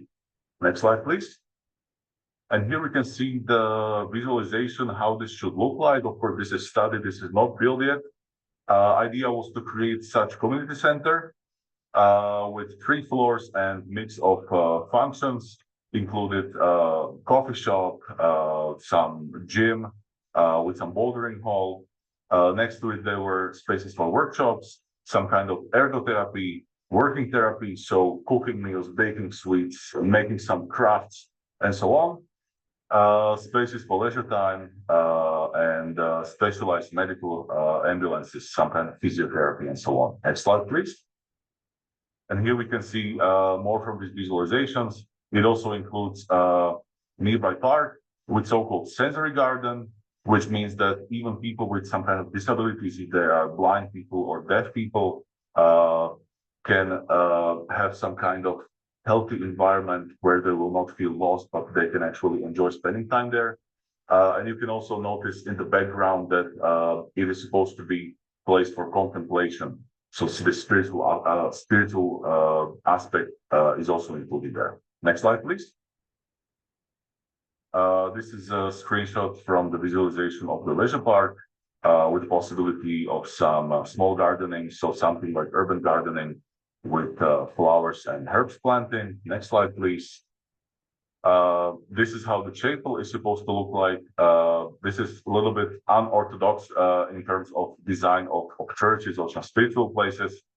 But the idea is to have a strong, inclusive character, accessible for all types of people with a certain level of disabilities, people with some hearing loss or visual handicaps, but also families with children and so on. Next slide, please. Here we can see some situation, how it should be positioned within the city. So it is located within newly developed zone with many new houses where especially families with children live. It should have 4 parts. The A that you can see should be the community center with building and surrounding spaces. The big part, the B, this is supposed to be the community part with utility garden and sensory garden. And those small rectangles, C and D, this is long-term vision to have specialized facility for daily care for seniors, but also palliative care facility. So basically, people whose health is deteriorating a lot. Can we go next slide, please? And perhaps one more. Yes, so this is the broader context. You can see that it's a small city. It's only 50,000 people, so everything there is nearby. But also from planning and architecture point of view, this is located relatively close to the city center, but at the same time in a calm area that is far from the busy roads and all the traffic and all the construction there. And please, next slide. And I'm coming to the very end of the presentation. I would like to highlight this word with this title, paradigm shift, which was also the subtitle of the presentation. This paradigm shift lies in perceiving aging of population not as a threat or some kind of weak point, but quite the opposite, to perceive it as opportunity. Also, the costs of senior-friendly projects and solutions should not be considered just as a wasted money, but an investment in building of so-called territorial capital, which is not only for seniors as target group, but all age groups can actually benefit from it. And this way, senior-friendly solutions can bring and will bring benefits to everybody. And age-friendly place could also become all age-friendly place. And with this, I would like to go to the next slide. And my last sentence would be that a chain is only as strong as its weakest link. So seniors in this way are worth putting at the center of planning for simple reason of the old rule that chain is as strong as its weakest link. And if you go to the next slide, this is my very last slide. So thank you for your attention. And I'm looking forward to comments and perhaps questions. Thank you very much. So thank you, Dr. Milan, for that sharing. Yeah, I love the active aging as well as the silver economy, especially in our culture. Working with the elderly, paying respects to all elders is very critical. So, I mean, we've been moderating and facilitating this podcast We've integrated also indigenous people as well as senior citizen. When we talk about smart cities, all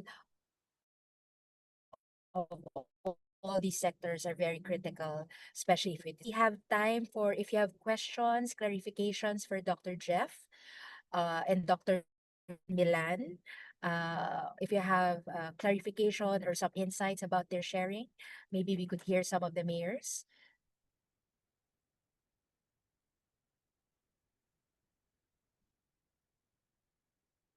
Are there comments, questions?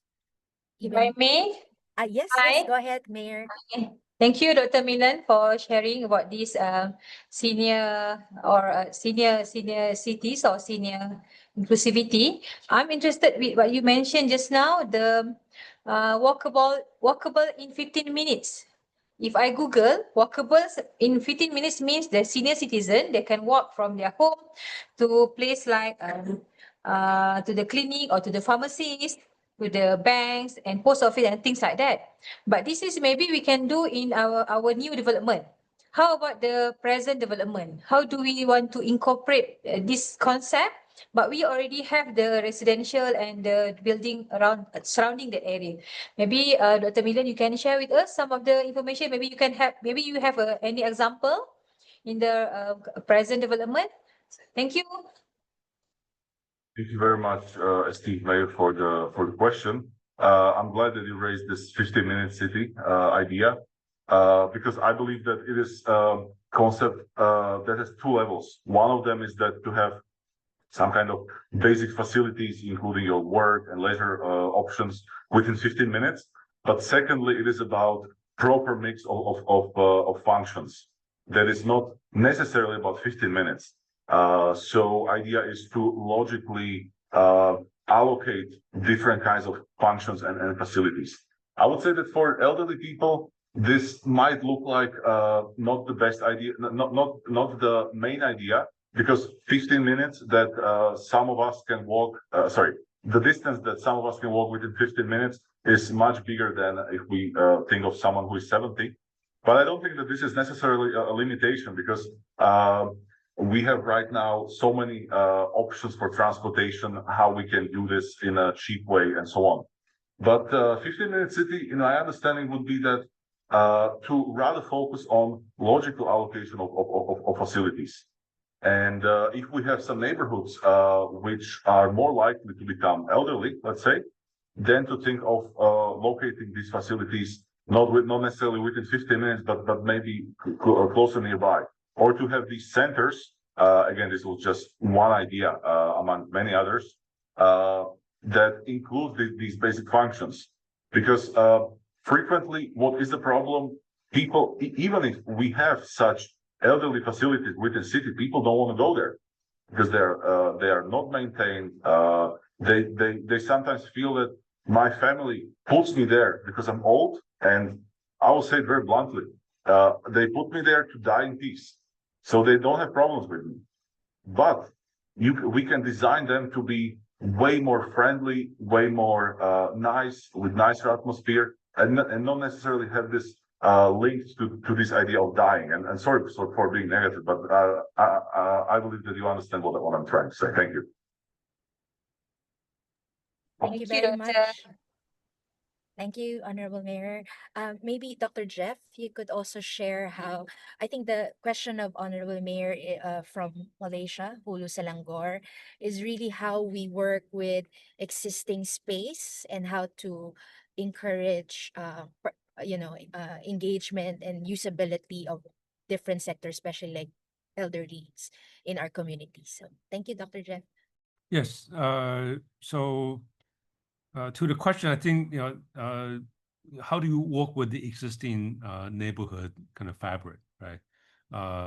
So, I mean, I think one way is to identify spaces that could be reactivated, reprogrammed, readapted, and we can introduce a program to activate these spaces that are in close proximity to where people are.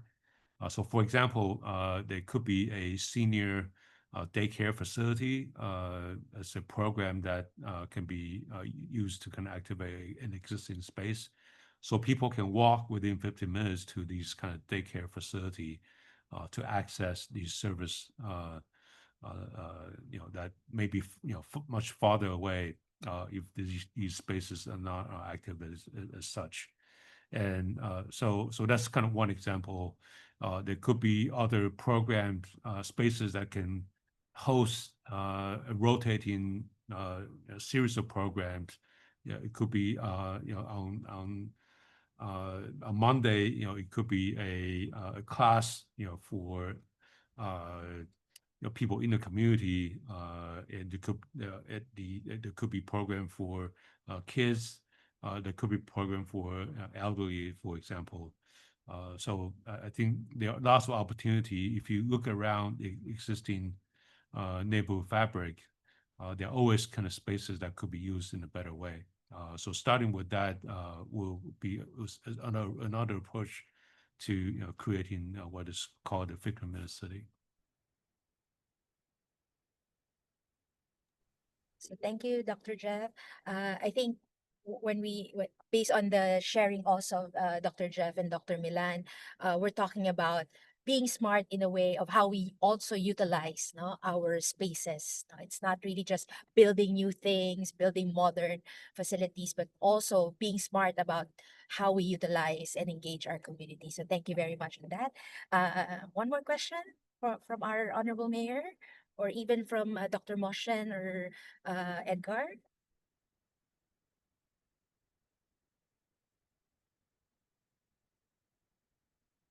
First, I want to thank you, Dr. Jeff and Dr. Milan, for their great contribution and also covering very important aspects of it, especially, I have an engineering background. Most of the time, we have our attachment to technology and we forget actually that we are speaking about the spaces and how we transform the existing spaces based on the technology and make it more usable for different groups and engaging different groups, and especially with the senior people, and I think aging population, it will be I never think about that as a kind of opportunity. Thanks, Dr. Milan and Dr. Jeff, for sharing this. In the New Zealand, we have a same problem. We are aging population here, and so we all the time assume that how we can use the technology to address some of the challenges we are facing, and we know that regarding to the labor force, we have some issues, and how the design of the cities most of the time currently is based on the middle age, kind of the male dominant kind of the things, especially in the transport and infrastructure. So changing that direction and make it works for everyone, and make the spaces based on technology and more inclusive, it will be very kind of the great opportunity for us actually to use this and make the city working for everyone. Thank you very much indeed. Thank you very much, Dr. Jeff. Dr. Milan, are there any more comments or suggestions? Dr. Edgar, go ahead. Hi. Yeah, I'd just like to re-echo or rejoinder to what Dr. Mosen informed about the relevance of our age-friendly population in our developing world. Of course, for most of our mayor participants, maybe this is not yet a big issue, but I think it's something that we will all go at the end of the day, and maybe that's a good thing to highlight, especially the thing that Dr. Milan informed about the paradigm shift. So actually, this relates to maybe one question that I would want to push a bit further for Dr. Milan and Dr. Jeff about how well are we going further towards this paradigm shift. Are there challenges that we are facing as of the moment, especially on the different methodologies that we do? Like, for example, in the study that Dr. Milan said, how were you able to navigate that challenge of paradigm shift, and on the methodologies that Dr. Jeff is actually doing? I saw some senior citizens actually being engaged in this process. So are we in any way moving forward in this particular matter, or this is still something that is very much not so tackled by most of the cities in terms of their development efforts? Great. Maybe I can start. Thank you, Edgar, Dr. Edgar, for the question. Regarding developments, short answer is yes and no. But I would say that in general, I believe also based on practice is that it is getting certainly better.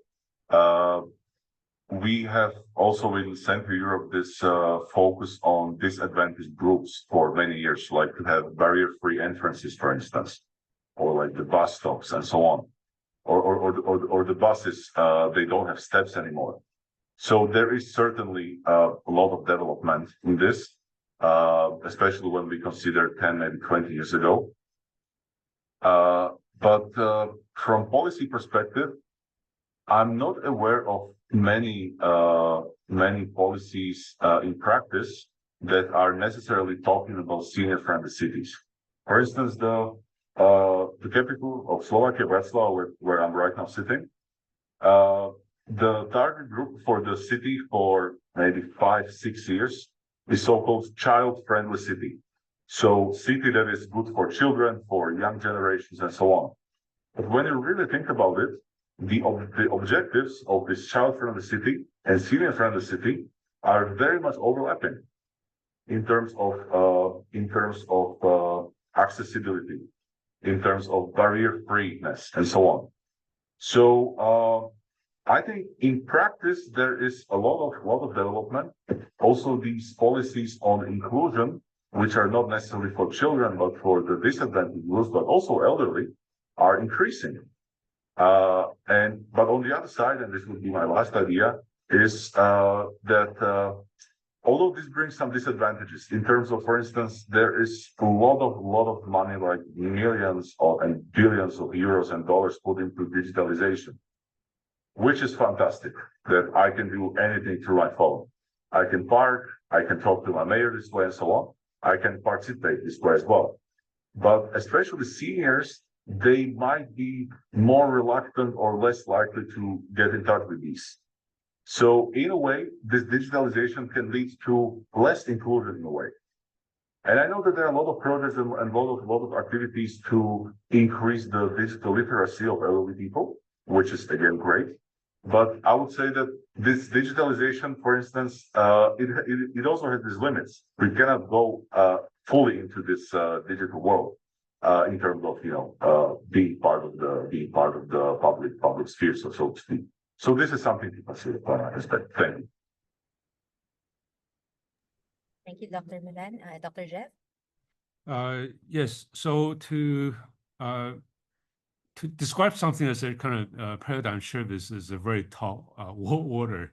But I think increasingly we do see sort of incremental shift towards things that are much more kind of community focused, looking at local community as a source of agency.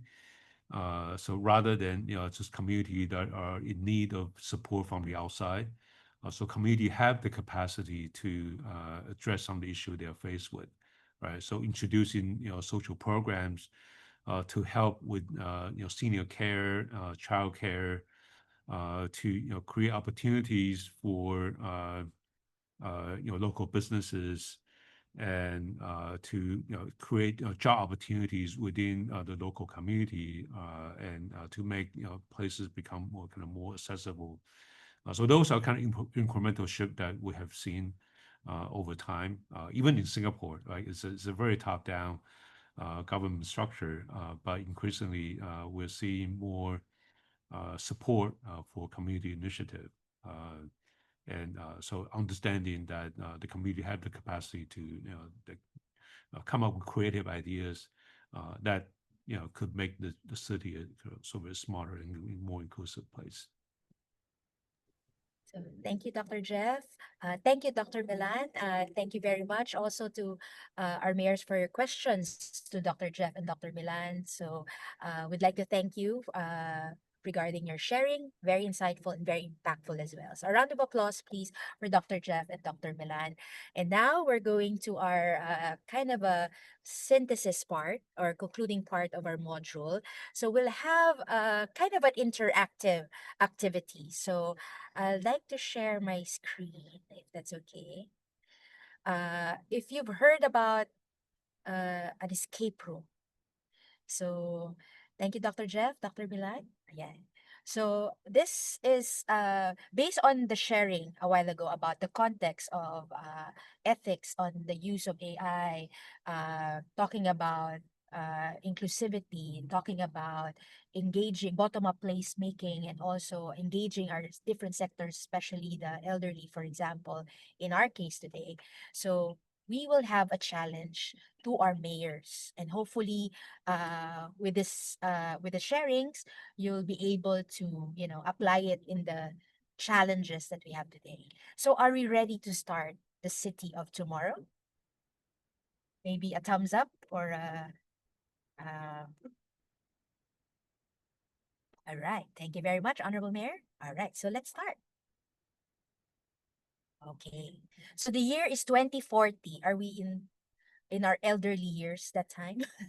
So in 60 minutes, the city's AI hub will go live.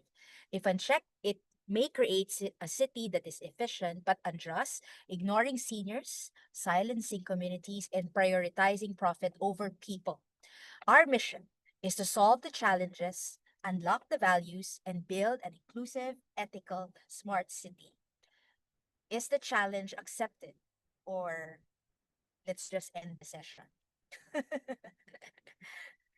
Are we okay with challenge accepted? Let's do this. So this is just 4 quick scenarios. So, yeah. All right. Challenge 1 is a digital divide and access to smart services. So let's start the question. So the question is, so you'll have two two actions that you need to select. So you just need to select one from the 2 choices. So the first challenge is a city launches a mobile app for accessing healthcare, transport, and social services. However, many of our elderlies or senior citizens and low-income residents lack smartphones or digital literacy, which is expected uh, as of current time. So, what would you like to do? For example, if you're being asked as a mayor, what will you do? Provide training and provide low-cost devices to bridge the digital divide, or maintain alternative non-digital service channels? Okay, let's just stick to the traditional. We're having problems with digital literacy. So for our mayors, the blue or the orange? Our honorable mayor from Nepal, would you like to share, sir, what your response is? From Suryodaya Municipality. Go ahead, sir. Kindly unmute. Yeah. Yes. Yes, sir. Thank you, Mayor. It's better to provide the training and low-cost device to bridge the digital. Yeah. Okay, so that's the action of our honorable mayor. Thank you very much, sir. So with that action, all right. So the government invests in digital literacy programs and subsidized devices to ensure equitable participation. Its impact: with this action, Honorable Mayor, it will build long-term inclusivity, empower marginalized groups. But of course, in all our actions, there is some cons as well. So it requires substantial funding and patience for the result. But overall, very good in terms of sustainability. So thank you very much to our Honorable Mayor for Suryodaya. All right. So let's go to the next challenge. Or would you like to see if we maintain alternative non-digital service channels? So let's see. If you choose this, Yeah, instead of relying solely on technology, the city keeps walk-in centers, call hotlines, community lines. We're not saying this is a wrong answer. We're just saying that it also ensures immediate inclusivity. It's okay to maintain the traditional, lines of communications. We're not here to just drop all the landlines and everything, but this may slow down the full transition to smart systems and add operational costs as well. So in all our actions, we need to weigh now or balance it. All right. If I can Yes. share, Yes, go ahead. Go ahead. actually May. in my country, especially in my state, in Mhm. Malaysia, actually we do maintain this kind of non-digital service channels right now. Even though we are promoting smart state, a smart Yes. municipal council, we provide services through online, but we still have to maintain our non-digital service channel. For example, in our office, we still maintain counter for people to come and to do the payment or whatever services manually. I think Yes. maybe the politicians still need this to maintain their connection with the people from the local ground. Yes. Just sharing. Yes, the honorable mayor from Hulu Selangor is very much right when she mentioned about there's still a need to connect with our people and balancing and keeping these traditional modes of communication. So thank you very much for the sharing, mayor. Next, we go to our next challenge: data privacy versus security. So the question: smart surveillance cameras are installed to improve safety in urban areas. Marginalized communities express concern about being unfairly monitored or profiled. So what will we do? On the blue team, we implement strong ethical data governance and transparency. Or in the orange team, we prioritize security outcomes over privacy concerns, since this is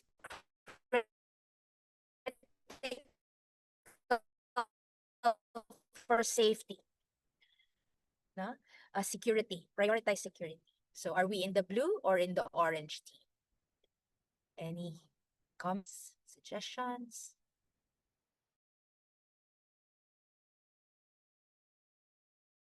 Blue.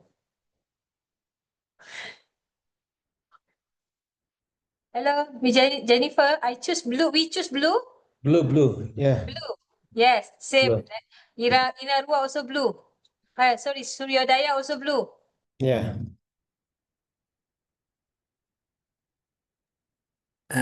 I think there is a problem with Dr. Jennifer's internet. Yes. I think she's quite free, so maybe waiting for a couple of seconds. I think she will reconnect it. Press. Okay, blue. Oh, so our Okay. explanation is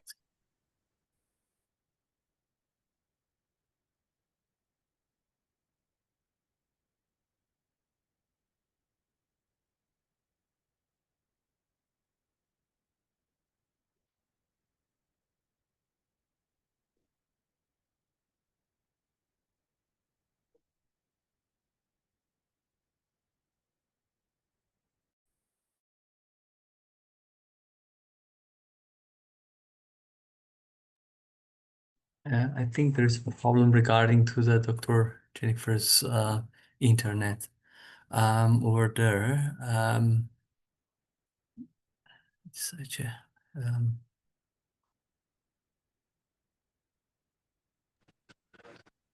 Does just video a stop? bit, Maybe I can try to reshare what Dr. Jennifer was sharing. yes. It's, Let's I think see. yes. Is it being shared properly? So I think the mayor answered blue. Blue, So let's yes. try to look at it first. Okay, the explanation here says set up independent oversight, anonymization, and public consultations. Its probable impact builds trust, reduces discrimination risks, but requires strict enforcement and can limit some policy inefficiency. So that could be something that we can look into, especially when we are faced on that particular kind of situation. That, of course, with every action that we try to do, there are probable consequences that we should be worried about as well.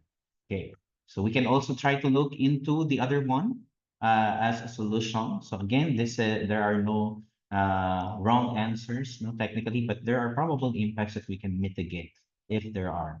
So the explanation, of course, use of surveillance fully for crime prevention without limiting access to personal data. The probable impact, it may reduce crime faster, but risks alienating vulnerable groups, causing mistrust, and reinforcing systemic bias. So again, it could be something of a solution for a shorter time period, but we should act immediately on how we try to manage all the probable risks or impacts of this particular solution or intervention that we think of. Are we ready for the next challenge? And Is Dr. Dr. Edgar Jen mentioned that already here? Dr. Edgar mentioned that all of the scenarios we have here as a solutions, they have some positive and negative things, and it's very important actually Exactly. before implementing this kind of things somehow understand the consequences and somehow manage the consequences to mitigate the side effects and also be ethical, because somehow there are some ethical issues and the challenges. So all scenarios has a positive and negative things. Thank you, Dr. Edgar, for following this. Okay, so let's go with our next challenge, I think. This is the third one. Yeah, and I think Dr. Jennifer is now reconnecting. So the third challenge is smart mobility and accessibility. So are we going in now for the third challenge? Can I see hands from our honorable mayors? Okay, okay, yeah. Okay, I think Dr. Jennifer is back. Yeah, so this is the scenario. The city introduces electric buses and A1 traffic management. However, bus stops and transport apps are not designed with persons with disability in mind. So what could be our probable decisions towards this? First is to, of course, co-design transport solutions with PWD groups. Second is to roll out smart mobility ASAP, easy to retrofit or add features later. Which one will our honorable mayors would choose?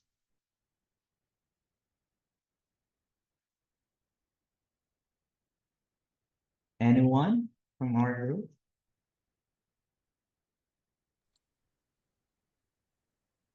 As Dr. Jennifer said, is it a team blue or team orange? Blue.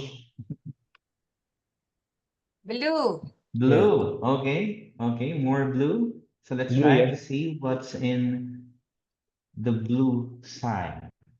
Of course, We it will involve them heard in the planning blue. routes, app interfaces, and stop designs. The probable impact, though, is that it creates accessible systems for all. That's good, but may delay implementation due to more consultations and redesign. So that could be a probable impact of our decision to do with including our PWD or person with disability in our design for our transport systems. Okay, let's try to look into the other one.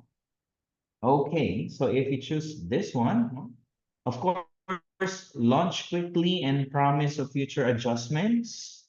The probable impact is faster deployment of technology, but of course, it will exclude our person with disability initially, widening inequality and delaying equality.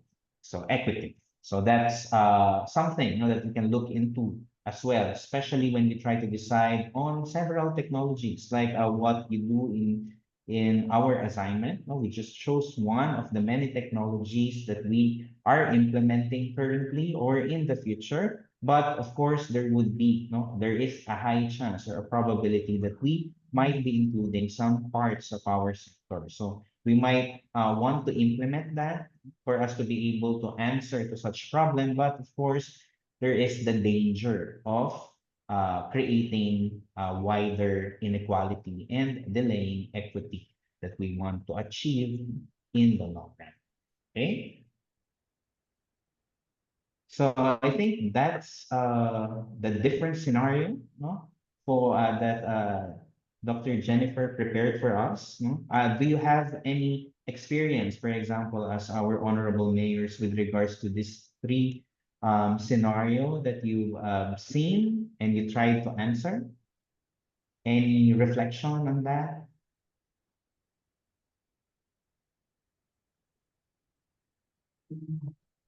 Or any experience that you're in related to this one?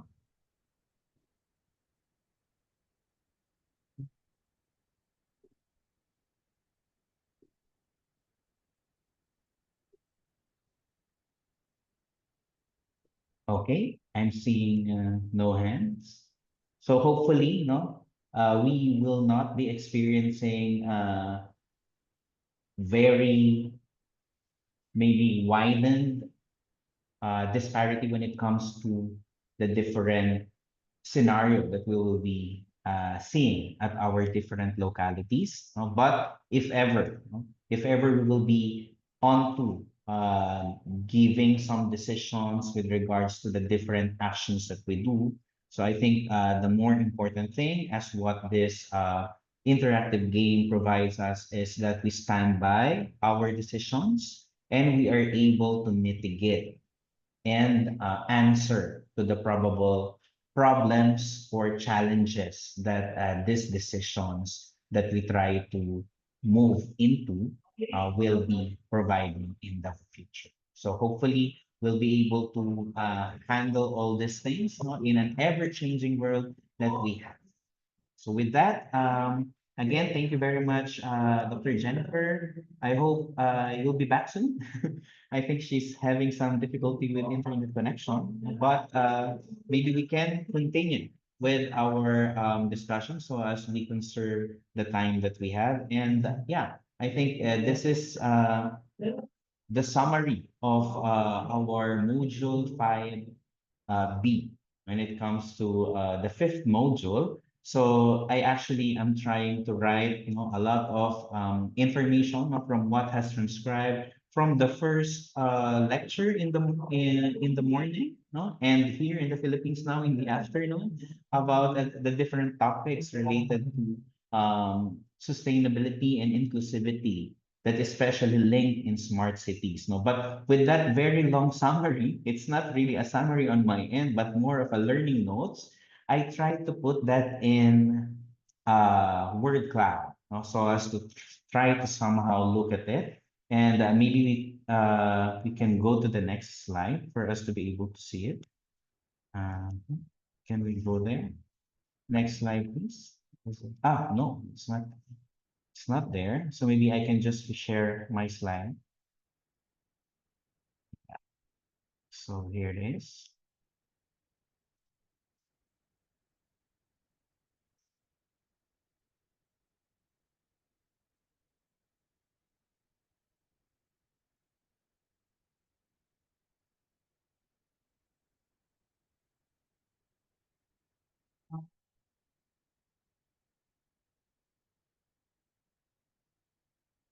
Okay, is it already on presentation mode?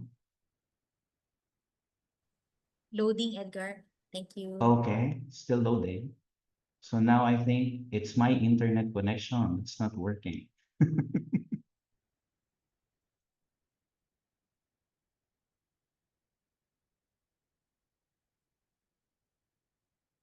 Can We saw our the word ESCAP team cloud, try to, Edgar. yeah? Is it already up? No? We saw the word cloud a while ago. Okay. You saw the word cloud already. Anyway, so with regards to the word cloud, I would just like to summarize what we've learned from this particular module. In a nutshell, a smart and sustainable city, of course, requires a human-centered planning approach. This philosophy tries to prioritize the needs and well-being of the citizens over a purely technology-focused model. It tries to ensure at the same time localized technology, as mentioned earlier, try to look into some localized technology that serves the people. We try to look into or think of the three E's: equity, efficiency, and effectiveness for us to be able to really look into that particular technology if it's going to work towards inclusivity and sustainability. And maybe try to add another one, which is the concept of ethics. Are we making use of this technology and all its derivatives towards ethical behavior and towards protecting and safeguarding our people? Next is that our honorable mayor participants were able to highlight the calls for holistic and interconnected systems. They are sharing one or two technologies, maybe related to transportation, energy, and healthcare, also in business processing that work together to benefit all the residents. We mean all residents because we want to look into the inclusivity and equity, which are critical twin concepts achieved by involving all the sectors of the community, including and most especially our marginalized sector. So there is a huge emphasis of bottom-up approach and civic engagement, including also our senior citizens, for example, in our decision-making process. As such, it is very critical in planning, co-production of solutions, and the decision-making process they're in. So the goal is to create a more livable, resilient, and sustainable environment where technology acts as an enabler and people are the true drivers of change, which we can even start with a very simple day-to-day activity. You can just look around us and try to look into and figure out things where we can do better as decision makers and citizens of our different localities. So again, that is a very short. I hope I was able to capture it. All the words are here, trying to capture everything that we've learned from modules 5A and 5B. And with that, I think it's high time for us to enter the new phase, new chapter for the last module for this particular cohort of Asia Pacific Mayors Academy. I think we are now ready. Our module 6 Yeah. Thank you, coordinators Dr. are Edgar. here. Thank you very much. Yeah, thank you, Dr. Edgar. We now call Dr. Mahesti Okitasari from the United Nations University Institute for the Advanced Study of Sustainability to introduce Module 6, our final module for the Asia Pacific Mayors Academy. Dr. Mahesti, go ahead. Thank you very much, Dr. Jennifer, for the kind introductions, and also for Dr. Edgar for all this sort of like handshake between Module 5 and Module 6, where we'll also be interested in putting people at the center of the discussions. But as Dr. Jennifer mentions that we are nearing the end of our modules. So first of all, before introducing what Module 6 is about, I'm actually wanted to express my gratitude for the mayors to stay this long until you have completed around, I think, so it means that around 8 modules, right? So it's really, really, I think we applaud your commitment in this. And so can I have the next slide first? So the module 6, as you see in the screen, that it's focused on how to finance the sustainable urban developments. And then this is basically to wrap up. You already discussed about technology, you have discussed about urban planning, and you already covered the basics. And now it's about how to finance your initiative. Next slide, please. So the things with Module 6 is actually focusing on 2 topics. The first one is understanding the pathways for your cities to access the finance that is necessary for sustainable urban development projects and identifying strategies to mobilize finance. The second aspect is going to focus on what kind of the funding options available for local government. And this is including discussions on the alternative and innovative financing. So we also explore strategies to develop bankable projects. So how to develop a proper proposal or project preparations, and then those kind of strategies that we are going to discuss during the Module 6. So for Module 6A, the topics that we are covered is that we trying to run around identifying the finances challenges and opportunities that your citizen or your initiative will probably face. I understood from the feedback sessions, one-on-one session that you have with the experts, you also already touch upon the type of the financing that you are going to use for your project. So we are going to bring in about more examples and see how we can discuss further on that.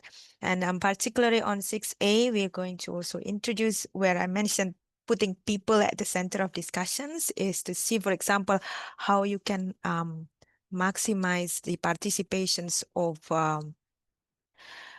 non like our citizens in the budgeting, and including this means that discussions about gender budgeting and participatory budgeting will be put on the table for you to learn and to discuss.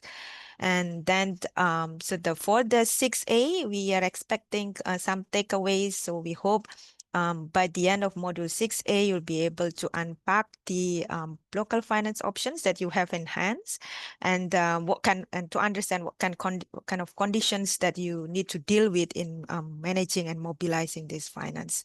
And this means that also start thinking about public-private partnership and then the type of fees or financing that you have on your hands. So that's all from my side. We'll be sending you a template for the homework, as you may already know. Each